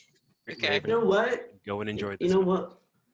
Yeah, Whittaker does actually see that, and he just kind of like looks at Raven a little bit sadly, and he's like, "Don't let those moments slip by, if you can help it." Yeah, and then she still goes and helps Hugo. Mm-hmm. But still casts one more longing glance at the stairs. Aww. Felicity, what do you want your look to say about you when you're ambassadoring? Let's start there. Well, first we have to wash off the war paint, I guess, because we're not really going that route. Yeah. Felicity takes out her phone and has a whole Pinterest board of women that she thinks are pretty. All very colorful. I want to say somewhere between Coachella and, like, rave. This is such an interesting look. I grabbed things from Sophia's closet, and it's very like Sophia's Ren Fair attire. It's just like very colorful, beautiful skirts. It's like, how does this look? Felicity 100% dons a Ren Fair outfit. Our job is to look cute. Yep. And maybe they like the angel look, and maybe they like this kind of pirate thing that I got going on. We won't know until we try it. So we'll try it. I keep your hair the way it be because it is beautiful and also innately hard to work with. Yes. That's what's so beautiful about it, honestly, is that it is everywhere and is everything and does not need extra styling. Felicity puts one single braid into it. Ooh, Like okay. down the I do side, like that. a little one. Okay, your outfit is very colorful, which is good. It's very much like your personality. So we're gonna tone down the makeup a little bit, just so it's not too much like you got hit with some paint. It's more like you are a happy woodland creature. It's just like some nice browns and a few like reds. Sounds good to me. Bethany just wears normal clothes. Well, I was gonna say, doesn't she have like a job interview outfit that she normally goes to? Oh, she's torn because she's like, I could go with the cute summary thing, but everyone else is like the Coachella vibes that I've been giving everyone else. I could also go like I am interviewing for like a position. Yeah, I think she puts on she's like a peach button down. She's like a nice like sort of like dark gray slacks and pumps that she puts on. She's like, I know we're gonna be in the woods, but if I wear sneakers with this, it won't work. You're becoming the epitome of an agent Miller at this point. Yeah, a little bit. Her hair up into a bun, and she kind of looks in the mirror. She's like, "Oh, I do look like Jamie." Move on. And Love you know, she got some nice earrings. But I think we're ready. We have two very different situations going on, but I think that that's gonna work for us because if they don't like one of us, they'll like the other. And as we walk down the stairs, and Bethany walks like a normal person, Felicity is gonna hop because her skirt jingles a little bit when she moves, and she's enjoying that. So Hugo and Raven, you guys are gonna work on setting up this fortification barrier magic thing. I saw some dice rolls happening. How'd you do? I got a 9, Okay. so it works, but with a glitch. And Alright. I'm gonna say that because he's still unsure about the differences between dealing with demons and dealing with the Fae, he needs to add some form of iron to it, and because he doesn't have any easy source of iron on hand, he's gonna use his blood. So he's gonna take 1 harm. Can Raven roll to help out, or would that not help you? It should help, I think. Well, that would get to 10 possibly. It would get it would get it to 10, which would mean you wouldn't have a glitch. And you'd be able to tell him, no, don't use the blood. It's a bad idea. Yeah. I want that roleplay scene of like Hugo is like pouring salt and Raven's kind of. I imagined you would like stand there for a little bit, like not knowing how to contribute, right? But what does that look like? Yeah, she'll definitely like just awkwardly kind of watch him do his thing for a little bit, and then get the gist of like, oh, you're pouring the salt like this, and she'll grab some and like mimic what he's doing. That's an 11 to help out. All right. So it grants you +1. What is your reasoning for stopping Hugo? Because you see him pull out a knife and like go to cut his hands. Yeah, Raven will like concentrating, like looks at him and like does a double take, like, whoa. What are you doing? What's with the knife? What are you doing? We gotta have some iron, right? Are you sure? Sure is a very strong word. I don't know if I'd use the word sure in this case. I have an inkling. It's a very poor inkling, but it's an inkling. She's gonna like very slowly try and move the knife away. Like, I think that's too much. I have a really good feeling about the salt. I don't think we need anything else. Certainly not blood. I think this is okay. I'm gonna go with you on this one. I'd rather not cut my hand again. Not pleasant. Again? Hugo. I don't want to know. It's okay. You don't have to tell me. It's fine. Don't worry about it. Oh, I will. And she'll just continue and finish up. Yeah, this is like the first time you guys have been alone since all this craziness started happening. Karate class doesn't really count. There's other people there. I don't think Raven and Hugo have ever really hung out other than during class and like right before class and right after class. Yeah. Mm-hmm. So she like doesn't really know how to talk to him outside of talking about karate stuff. I feel like they're the type of people to just be in like comfortable silence where they're just working on the stuff and putting the salt out and they don't feel like they need to be talking about anything. Seems legit. Yeah, Raven's she like knows he's quiet and is comfortable not forcing him to talk. Yep. Okay. So then, Agent Whittaker, what is your prep for a potential monster attack that you know is coming? This is a different case than the last couple examples where they were sort of sprung on you. You know a troll is headed this way. What's your battle plan? It's a good question. Is his car nearby? He drove here, right? Yeah. He got shit in his car. He's got his stuff. He's got his phone. I mean, could call the agency. Yeah, that's almost certainly what he would do. Give the agency a call. Hey, we got a troll incoming. Doot. Susie picks up the phone. East Agency, this is Susie. How can I direct your Hey, call? Susie. Yeah, it's Whittaker. We got a bit of a surprise situation coming in, not a case file. Quick troll to deal with, actually. If I could get some quick info on anything that would be useful, keeping that out of the public eye, that would be excellent. I'll connect you to Tactical. One moment. Thank you very much. And hold music plays for a second. Then hello, this is Tactical. How can I help you? Hey, Ernie. It's Whittaker. We got a troll coming in, closing in on a suburban household. We're just trying to keep that thing as much in the woods, out of the public eye, and get rid of it as quickly as possible. If you got any information for me, that would be. Oh boy, trolls. Okay. Well, there's a lot of different types of trolls, Whittaker. Wow. All right, hang on. Let me pull up. Do you know what kind it is? Are we looking at like a Slavic troll, maybe something like a Jotun from Sweden or something like that? Or I'm in Autumn Falls. I think maybe a mountain troll, something like that. Summoned from the earth by small sprites. Okay, so kind of more just a basic, very simple overview. Well, looks like Thor fought trolls. God of Thunder, that sort of thing. Fought a bunch of them in the old courts of that age. Is it gonna rain where you are right now, Whittaker?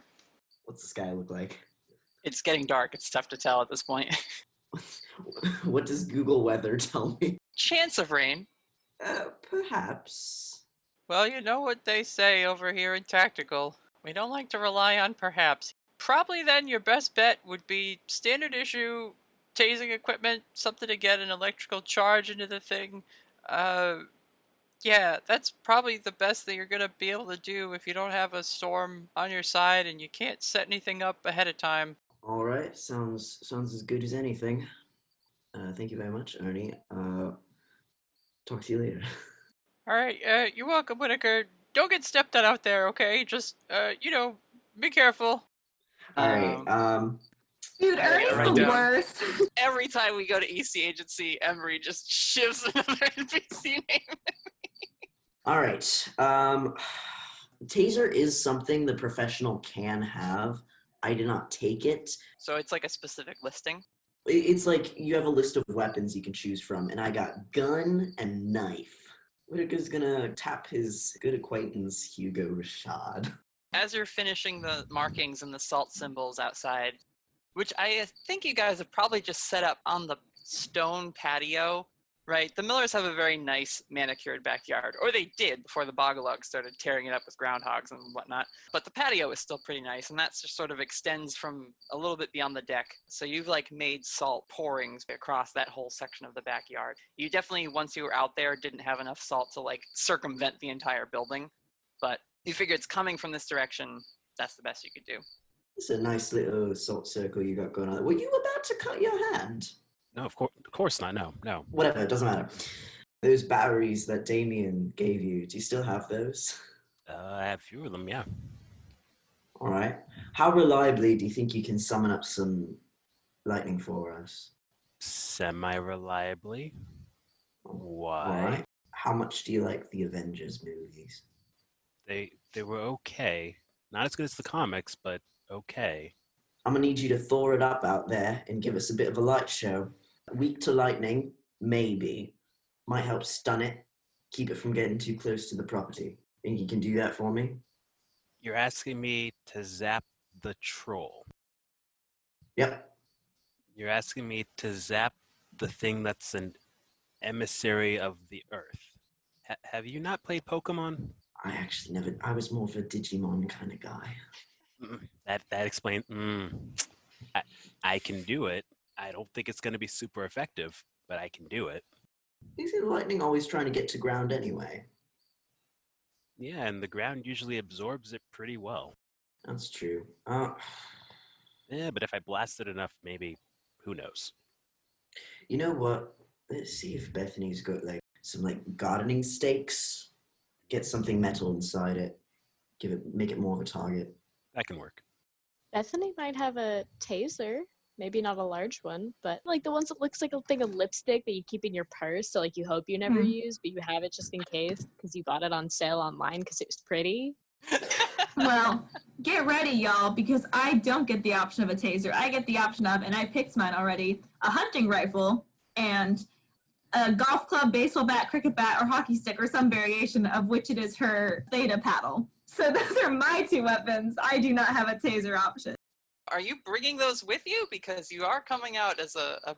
No, I'm just saying those were the options that I gave myself at the beginning. Yeah. Both of which have not come up really, but are options for use.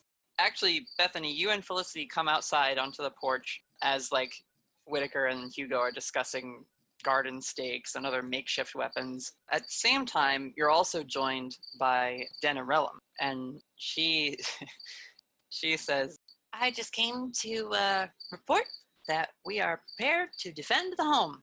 Tell me a little more about your defenses. And she has a little whistle, and she blows into it, and it doesn't make any noise that you can hear, but when she does that, you see the gutters that have, like, one of those gutter cap things. Lots and lots of tiny bows and arrows, like, stick out of the gutters. In the garden, rocks lift up and flip over backwards, and, like, pushed up on tiny ramps are like little trebuchets and like catapult things and stuff that they've built out of like popsicle sticks and Lego bricks and things. And it's just like, it's very, the name of that movie that had like the action figures that came to life and they had a little 4 in the backyard of a house. Yeah, like Small Soldiers. I know what you're That's the talking one. about. Yes, it's kind of like that. Again, they're very small. This is what they can do. Whittaker looks delighted.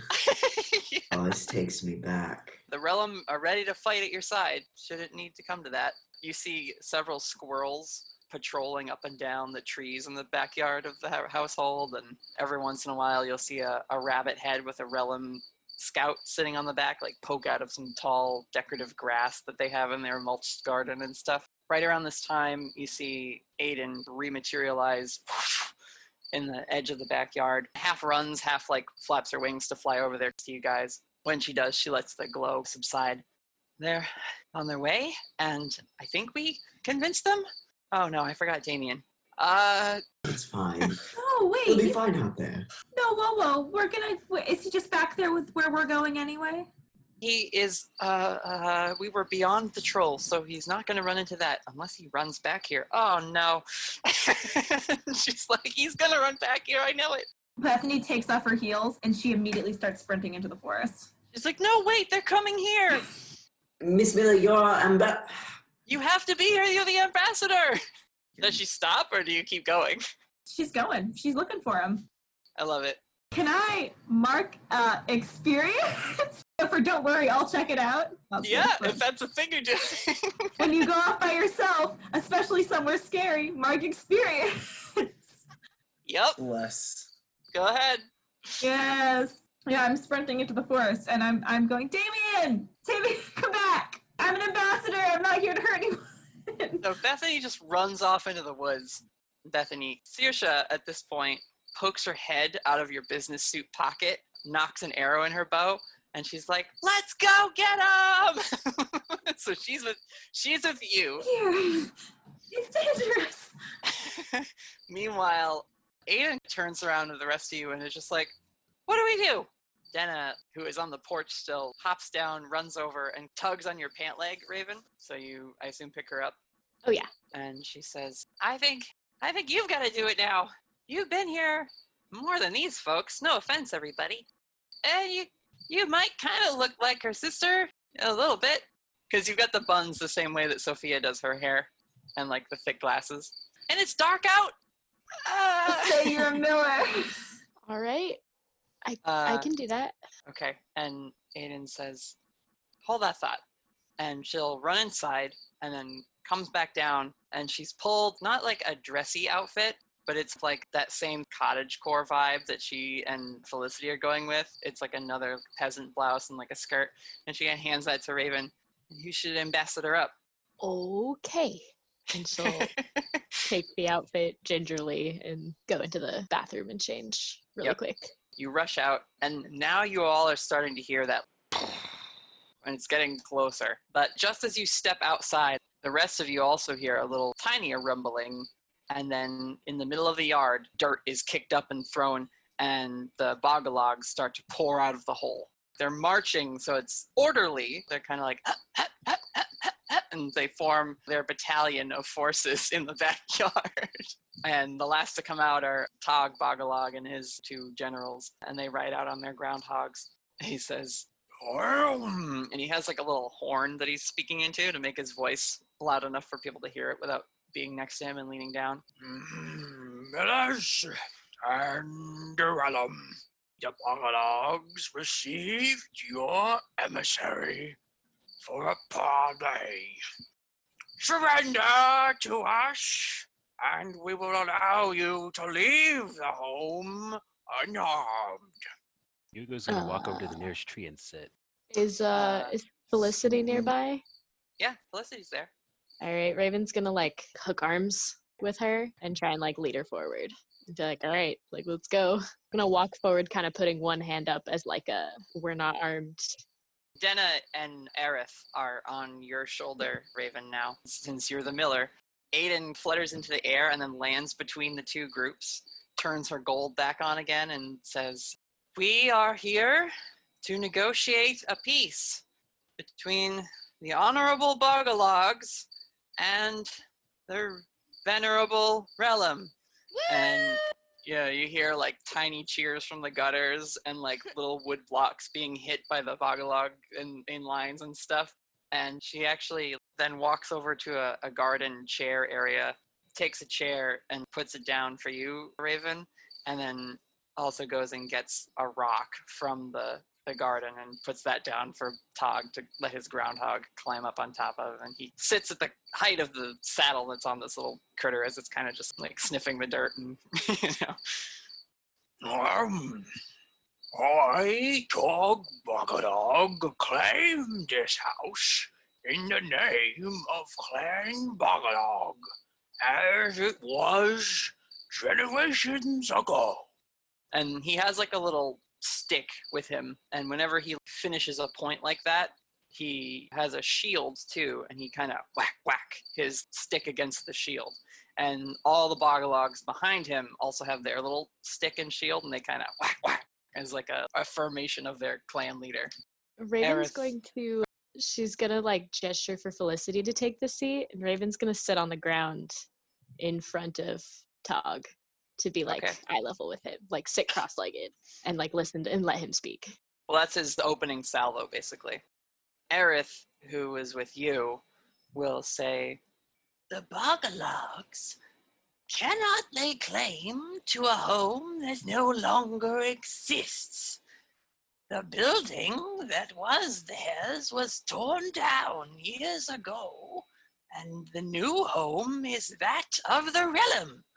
And she's getting a little fiery now that she's like actually able to face down with this other clan leader face to face, because like other than this interaction, it's always just been tales of her scouts and like skirmishes between them, but they've never actually had the two leaders sitting down to talk face to face. You hear a whistling as the Rellim respond in their own like "we agree" sort of way. They've all got little whistles like what Denna had, but because there's so many of them, you can't actually hear it. It's like a little reed whistle sound that flows through the air. Tog grimaces and says, "The house is not just walls and a roof. The foundation is the same. Anything built on that foundation is Bog-a-Log." Whack, whack, whack, whack. Aerith looks to you, Raven, like, do you have a response to that? Well, how long exactly has it been since you last wanted to live on this property? Didn't you leave? And Denna picks up and like builds off what you're saying. She says, "That's right. The Bog-a-Logs left their home. They abandoned it, foundation and all. We, the Rellim, claimed this when it was uninhabited. How are we to know that it was someone else's at the time?" And more of that whoo, whoo, that like whistling sound from the Rellim responds in agreement. One of the assistants to the Bog-a-Logs scuttles up on a little skunk, hops off, and then joins Tog atop the groundhog and whispers in his ear, The Bog-a-Logs are an old clan, as old as the Rellim. We left this house when humans destroyed it. It is not our fault that we were driven from our home. All we want back is what is rightfully ours. Whack, whack, whack, whack. But you said the house is the foundation. If it was down to the foundation and you left anyway, you've given up your rights to it. You left and found a home somewhere else. Why are you coming back now? The Bog-a-Logs think about that for a second, and they say, We are tired of living in the woods. We small folk are meant to help. If we are not maintaining a home, what are we maintaining? You can come to my house. Yeah, if you need a place to stay. and the Bog-a-Logs, you hear whispering among them, and a few of them are like, talk, talk, like hitting their sticks, like, Aerith says, The new house is very large. There are portions of it that we have not even explored yet in our many years of living here. Denna steps up next to her mom, and she says, We have never been looking for a fight, Bog-a-Logs. You say a small folk's job is to maintain a home, and that's what we've been doing despite your interference. So this is all roleplay building up to, I'm going to need someone to roll manipulate to change the Bog-a-Log's mind. Should that be me? Probably it should be Raven, but I'll let Felicity help out if she wants. Okay. So I have a thing. So when I manipulate someone, I can use sharp instead of charm. So that gives me 1 extra. That is a 10. I also All right. got a 10, but that doesn't matter. No, that's double good. Felicity, you're like, why don't you live in my house? That sparked some interest. The right hand of Nog, he says, If we were to live at your house, red-haired one, how are we to know you're not just luring us away from here to be thrown out by a different band of small folk? Oh, I'm very friendly with small things, and I'm gonna bring out Ghosty and Tom. And if she had small folks living in her home already, she would know it. I would know it because I can see these friends, and I promise that they won't be mean to you, and they won't try to kick you out. And also, I collect rocks, and if you guys would like some, I'm willing to give those to you as well. and you hear like someone in the back ranks of the Bog-a-Logs go, I love rocks! Hey, quiet! But yeah, me and the little things, we kind of have a thing already. So Ghosty and Tom, they don't take like defensive poses, but they are trying to seem proud and important. They sit there and they're like, yeah! Yeah. What's your argument, Raven? Your like final word on this piece? Well, I think that Felicity here, the redheaded one, hello, has offered you an invitation. And I think her house and her land is really lovely. If anything, it's got, more of a yard and beautiful trees than this place. And I think you guys will be very happy there. All we've wanted as the Millers is peace. Nog thinks about this and scratches his little beard. What do you think, General? And Tog also is like scratching at his beard. We could come to an accord in this. What is your family name? Oh, he's pointing at you, Felicity. Starnbrook. Aerith asks you to like extend your hand, Raven, and she'll hop into it, and you kind of move it closer so she can be right up close with Tog. And she says, If there are Bog-a-Logs who wish to remain, I am willing to integrate them into the home. There is plenty of work still to be done to maintain this place. But if you would like to travel with the Lady Starnbrook, your people could find a land of plenty there. I'm sure of it. Tog is still inscrutably, because he has like big bushy eyebrows too. They're so bushy, it's just sort of blacking out where his eyes are. Like he's quintessential like bearded gnome. It's almost like he's like singing himself as he ponders, and you notice the rest of the Bog-a-Logs also start to mirror his like. This chorus starts to pick up, and he says, "We agree," and sticks out a big gloved hand towards Aerith, and she reaches a dainty little Rellim hand out, and they shake hands, and you hear hoo hoo hoo, and tap tap tap tap, Bog-a-Logs, Bog-a-Logs. They're like cheering and everything. You guys are the Corbin rats now. Welcome. Is that what it spells? Corbin rats. I had to write it down. Wait, you can't even see it. Yeah. So Tog turns around and he says, "Bog-a-Logs, we have found a new home!" And there's all sorts of cheering and clapping and everything. Hugo, where are you at with all this happening? I just want to like get a moment of Hugo really quickly. He's Seeing literally this all just go down. back on the tree, legs outstretched, nodding, and then he keeps nervously looking towards the wood line. As he does, that now sounds like it is very close, and you can all see trees at the edge of the Miller property start to bend and be pushed apart as this massive troll made of stone with moss hanging off its head and arms emerges from the forest, and in his hands are Bethany Miller and Damien Edgecrest. Bethany, I think when you get captured by a monster, you get to mark experience also.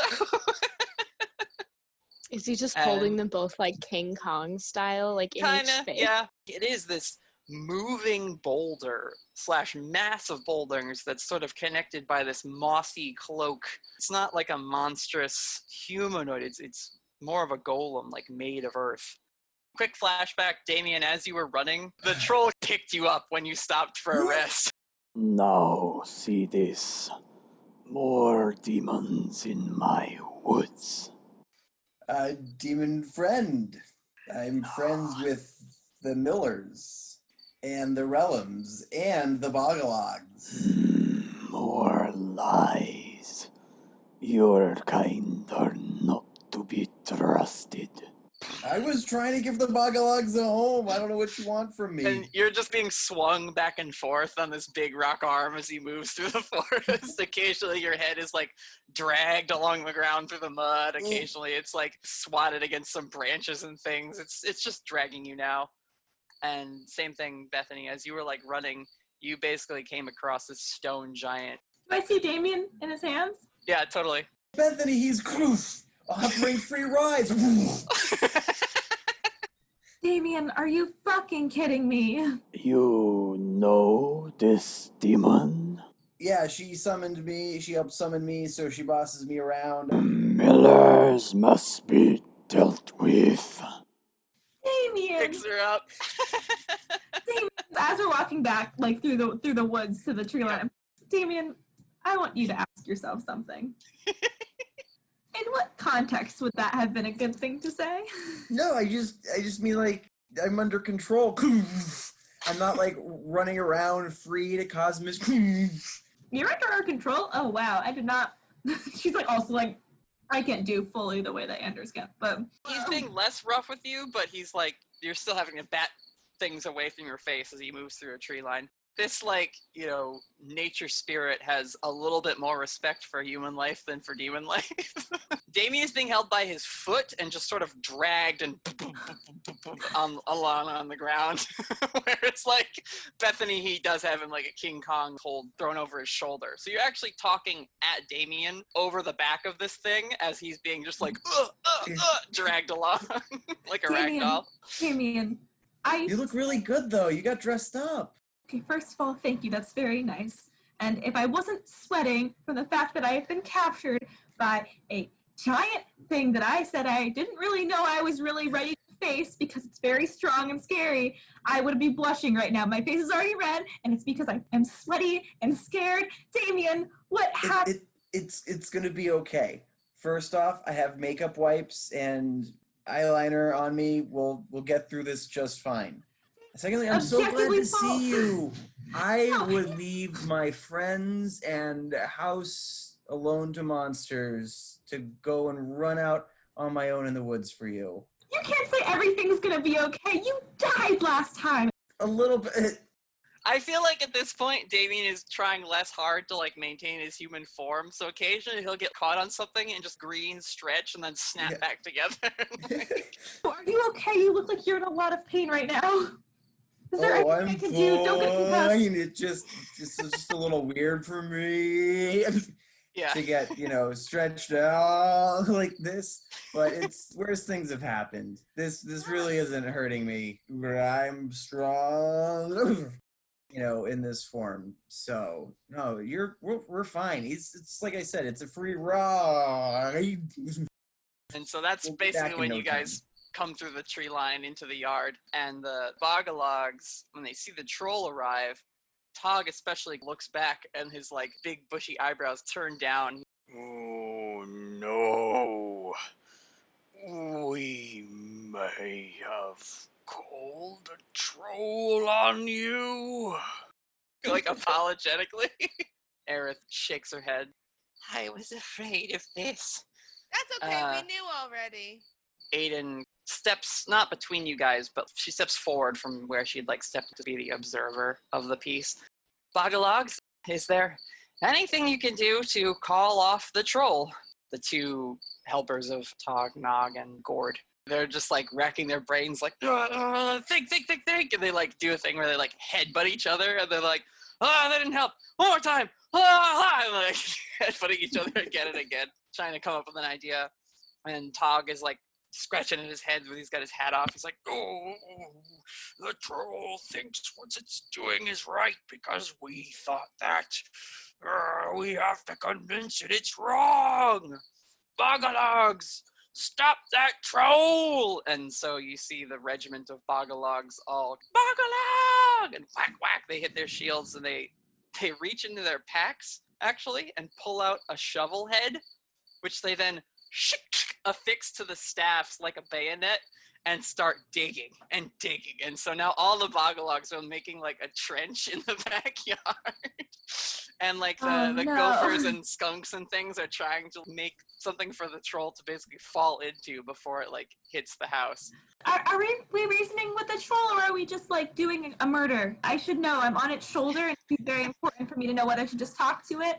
Aiden's in the air at this point, but she comes over to you, Bethany. Try and reason with it. Convince it that peace has been reached. We've figured it out. They don't want to have the house anymore. We're gonna need a Bog-a-Log and a Rellim to kiss. Hey, what's your name? She's, like, kind of, like, talking it, like, nearest to its ear. The troll takes you off its shoulder and is talking with you. It lets go of you, Damien, at this point. It says, I am Sven. It's lovely to meet you. I wish the circumstances were different because we're a little pressed for time. What is the purpose of doing this? He says, Drive away the millers. How do you benefit from this?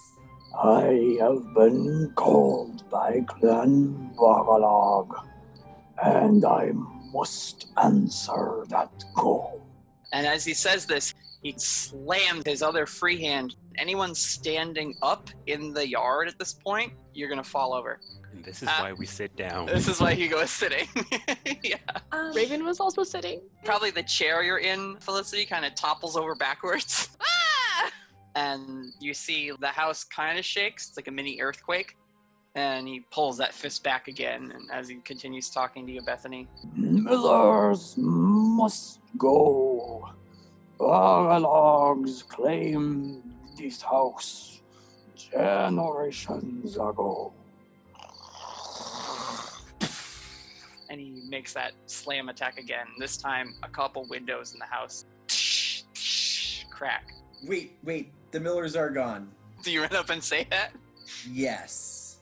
Yes, the Miller. Because So Bethany is no longer a Miller. What? She's married. Yes, I have gotten married. She can prove Give me a it. name. The troll turns around at you, and he doesn't even turn his legs. His body simply rotates like a grinding wheel of a mill at the waist. These are more lies from a demon. And he slam attacks you into the ground. That's 4 harm, Damien. I love this. Thank you. I will say, you get from that, trolls don't like lies. They are creatures of justice. They want to do the right thing for the right reasons. So Hugo's gonna try to stand up and walk over.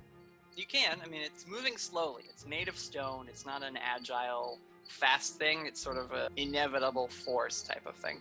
So, Mr. I missed what your name was. I am called Svenj. Ooh, it's a nice name. I'm just curious. When will you know that your job is done? When the Rellim and the Millers are gone. And he starts to raise his fist again for another slam on the ground. Whoa, buddy, friend, pal, citizen. Where does gone mean, really? And he pauses at the height of his raising his fist. He says, Away from this house, so that the Bog-a-Logs can claim it. The house is empty, right? the Rellim are in the gutters and on the deck and stuff, but at this point, a groundhog is bounding across the yard, and on its back is Tog and his two assistants, Gord and Nog, and they're waving their shovels in the air and banging them on their shields. Tog calls out on his little horn, No! Troll! The Bog-a-Logs have made an accord with the Lady Starnbrook. We do not need the house. Svenj doesn't bring his fist down, but still holding Bethany, says, Is this true, Miller? Yes, the Millers are not harmful people. We are just people out here doing our best. Things got really miscommunicated. The Rellim are just out here trying to make a home for the Millers as we are trying to make a home for ourselves. And the Bog-a-Logs want to live somewhere, but Lady Starnbrook has offered a very, very good solution. And I think that we can find you some really cool place to smash if you still have those impulses. his mouth of rocks grind against each other for a minute as he's pondering, and he's still got his fist raised in the air, but he slowly lowers the arm that has you, Bethany. Millers, Bog-a-Logs, the Rellim. Your conflict has called me here. You claim it is done, but I must be sure I am not needed. Give me a sign. They got a kiss. Saoirse is in your pocket. She kind of elbows you. She's stop trying to tell people to kiss. Bethany's not saying it. Bethany's not an advocate for just random kissing. Okay. Bethany's kissing happens on the third date only after she's sure that this person is worth it. I think, Raven, I need you to step up as negotiator here in this moment. So Raven still has Aerith with her, right? Mm-hmm. So she's going to very carefully get up because she's protecting her when the ground was shaking. He's gonna get up, and I think she's gonna run up to the troll and offer her hand for the leader of the Bog-a-Logs to step into. Yeah, he'll kinda like hop onto your hand. and then like hold up both of them up above her head next to each other in front of the troll as like, shake it out. I don't know. Just prove to him that you guys worked it out. Aerith takes her thin stick and gestures to hand it over to Tog Bog-a-Log. And he takes his thick club-like thing and gestures to hand that over. And in that moment, Aidan flies up behind the both of them and does another like burst of her golden light as they exchange staffs. This is a peace. I am not needed. And when he says that, the troll kind of just sits down. He's almost like a big gorilla made of stone. Sits down on his small back legs, and his two big legs kind of just knuckle into the ground. And Tog and Aerith smile and wipe their brows. Aidan flutters down, lets her glow die down a little bit. And Sven says, Continue this peace. I am glad to avoid destruction. And as he says that, he starts to just dematerialize. The rocks that make him up glow with a green light, and the moss on him blooms and flowers, and a wind picks up and blows him and these little lights of green off into the night, almost like fireflies. And what's left in the crater that you're expecting is it's just that mossy blanket of flowers and little lichens and colorful wildflowers. Right as that happens, you hear in the background a roll of thunder. Didn't even throw a single punch. Goes over to Damien. Are you okay? Fine, I'm so stable. Okay. And then she looks at Raven. Why dress so? You look good. Just why are you dressed weird? Raven looks down self-consciously and like brushes her hands over the clothes and is like, I don't know. Aidan like picked it out for me. I can give it back if it's yours. Bethany's like, no, and gives it like Aidan like a. Aidan shoots a look back at you, Bethany, and she says, "You ran off at the last second. What were we supposed to do? I had to come up with a backup Miller." Raven's just Whittaker is lightly glaring at Bethany. Lights a cigarette. Felicity, a group of the Bog-a-Logs now have come to gather around you. And again, they have their little like forest critters they're riding on. And Tog, who is in your hands still, Raven, he leaps from your hand and you're at first like, ah! But he just like stretches his hat and it like, umbrella for him. And when he gets on the ground, he shakes it out, puts it back on, and trots over to Felicity. Where is the Starnbrook residence, my lady? It's kind of a little bit from here, but if you want to hop in, I rode here with my friends, and we can drive you there. Do you have a map? We have my GPS on my phone. So do you pull that up and show them your address? Yes. Okay. They study it for a little while, and at first they're kind of like, these shapes make no sense. But then you turn on satellite view where they can see like rocks and trees and things. And then they start to go, oh, map in a box. And eventually one of the Bog-a-Logs comes over and he like studies it for a little while and he's like, yeah, out by the old oak. And they all kind of nod and they're like, oh, good roots in that one. Yeah, tunnels are strong. And they're all just assessing like the land and how nice it is and everything. Eventually, Tog straightens his cap, brushes his beard out a little bit. The Bog-a-Logs, we will be headed home, Lady Starnbrook, eager to help with the place. Awesome. And they climb aboard groundhogs or sidecar on groundhogs or whatever. They all burrow down into the earth and vanish. And you imagine, well, I guess they're going to my house to set up shop.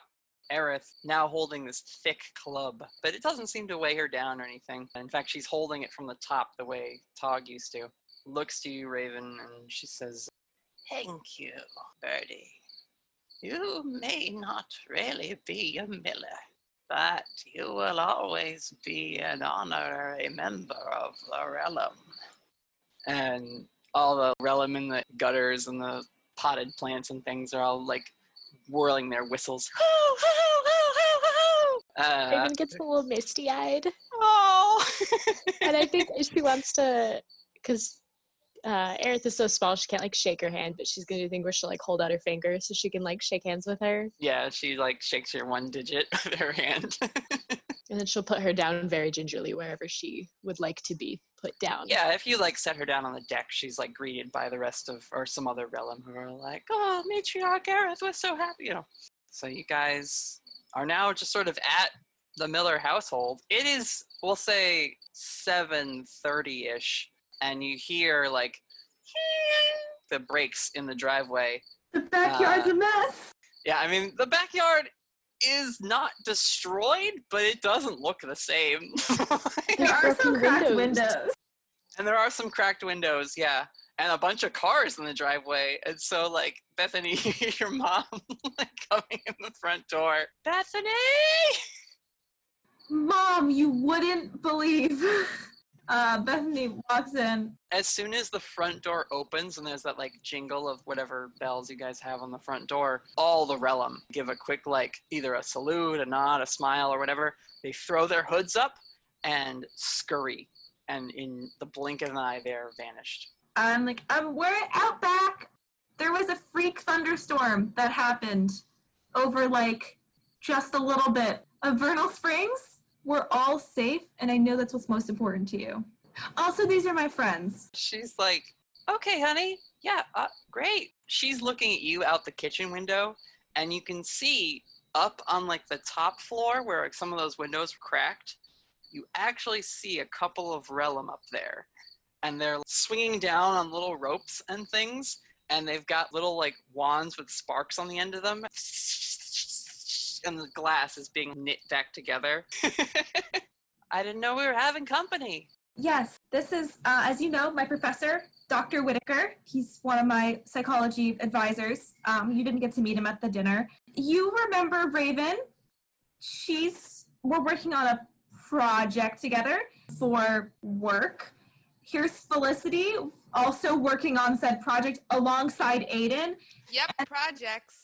We're all working on the same project. It's a project. Yeah, it's a project. It's really we're sort of in the like planning stages of it. Like we're just getting started. It's got a lot of components to it, so we're still figuring out what it's gonna look like. Hugo, are you sticking around? Have you like left? Did you hop the fence? Like I'm just imagining Hugo like quickly biking away out of the cul-de-sac. You know, for comedic purposes, he's actually going to go up to them and say, and I am their library contact. They need some extra resources. I love it. Yes. Good. This is our library contact, Hugo, who talks this much regularly. None of us are shocked or surprised about his presence and his continuation of talking that he has done today. Hey Mom, we're all doing something that teens do called vibing. Ask Lydia. That's what we're all doing. Not vaping, two different things. Some of us might be vaping. Lydia just walks by in the background behind your mom. She's like, vaping isn't cool. Just goes upstairs. She's got her new phone fixed and everything. Raven's gonna reach out and just put a hand on Bethany's shoulder and give her a look like, please stop talking, it's okay. We're all going to leave now because we've all finished our project and we're going to go to our own separate abodes. Nobody's going to stay and keep talking to my mom about what is happening. Right, guys? We're done with our project? Aidan is already on the porch picking up a couple things and like setting a little clay pot that got knocked over like back up. It's very nice to meet you, Mrs. Miller. Have a good evening. And quickly like scoots her way out as she's going through the door. Because I guess you guys have all sort of come into the house. She like takes her jacket and like pile of clothes and just kind of throws her jacket on over the white dress and like signs to you, Bethany. She's like, I'll give it back just later. Bethany waves her up. No, just keep it. It's from a different time in my life. Aidan, I suppose, heads towards Raven's car. Yeah, Raven's gonna follow. She'll say goodbye. Because I think the to... three of them came together, Raven, Felicity, and her. Yeah, we established that Raven worked the night shift, so she shouldn't drive. Yeah, and you've been up now for another whole day, Raven. Yup. Raven is done. Yep. She is just gonna, she's gonna pat Bethany on the shoulder. She's gonna, motion for Felicity to come with her. She's gonna just, vaguely salute at everyone else. Say hi to Mrs. Miller. Be like, it's good to see you again. I'm gonna go to bed. You're just gonna tap her on the shoulder before she leaves and you say, good work out there, Miss Eugenia. Thanks. And she's gonna follow Aidan. Please get me home. Damien, where are you at? Is I was gonna say. Approaching Mrs. Miller. With his hand outstretched to shake hands, he's introducing himself. Hello, my name is Damien Whittaker. You can probably tell the family resemblance. Bethany has been a great hostess. You have a wonderful home. And he's going to eyes flash green. Ooh. And he's going to try to manipulate Mrs. Miller to give Bethany the night to herself. Whittaker goes in for the grab. He's like, yeah, the Krav Maga subdue maneuver. Yeah, Bethany did a great job. You should probably just let her take the night off. It's been a long day. Let that one slide. Is that a thing that just happens? I do have to roll charm. Total 10. Oh, so technically I could ask her to do 2 more things. But I think just letting Bethany take the night off. You know what? You could probably also take it easy, take an early night, and things will be much better in the morning. Have a great night. She nods. She says, "Oh, thank you so much. Very nice to meet you and your dad." Not sure what you meant by family resemblance. Oh no, brothers. I love it mostly just for Emery's reactions. Oh, you're such a kidder, Mrs. Miller. Oh, man. So you guys leave. Whittaker's not going to leave yet. Oh. He's going to say, Miss Miller, can I talk to you for a second?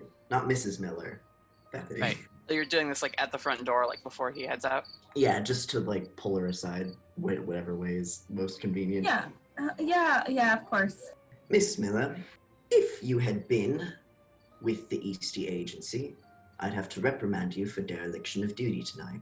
We had a plan, and you ran off into the woods with a troll on the loose, leaving us scrambling to fix your mistakes. Do you have anything to say about that?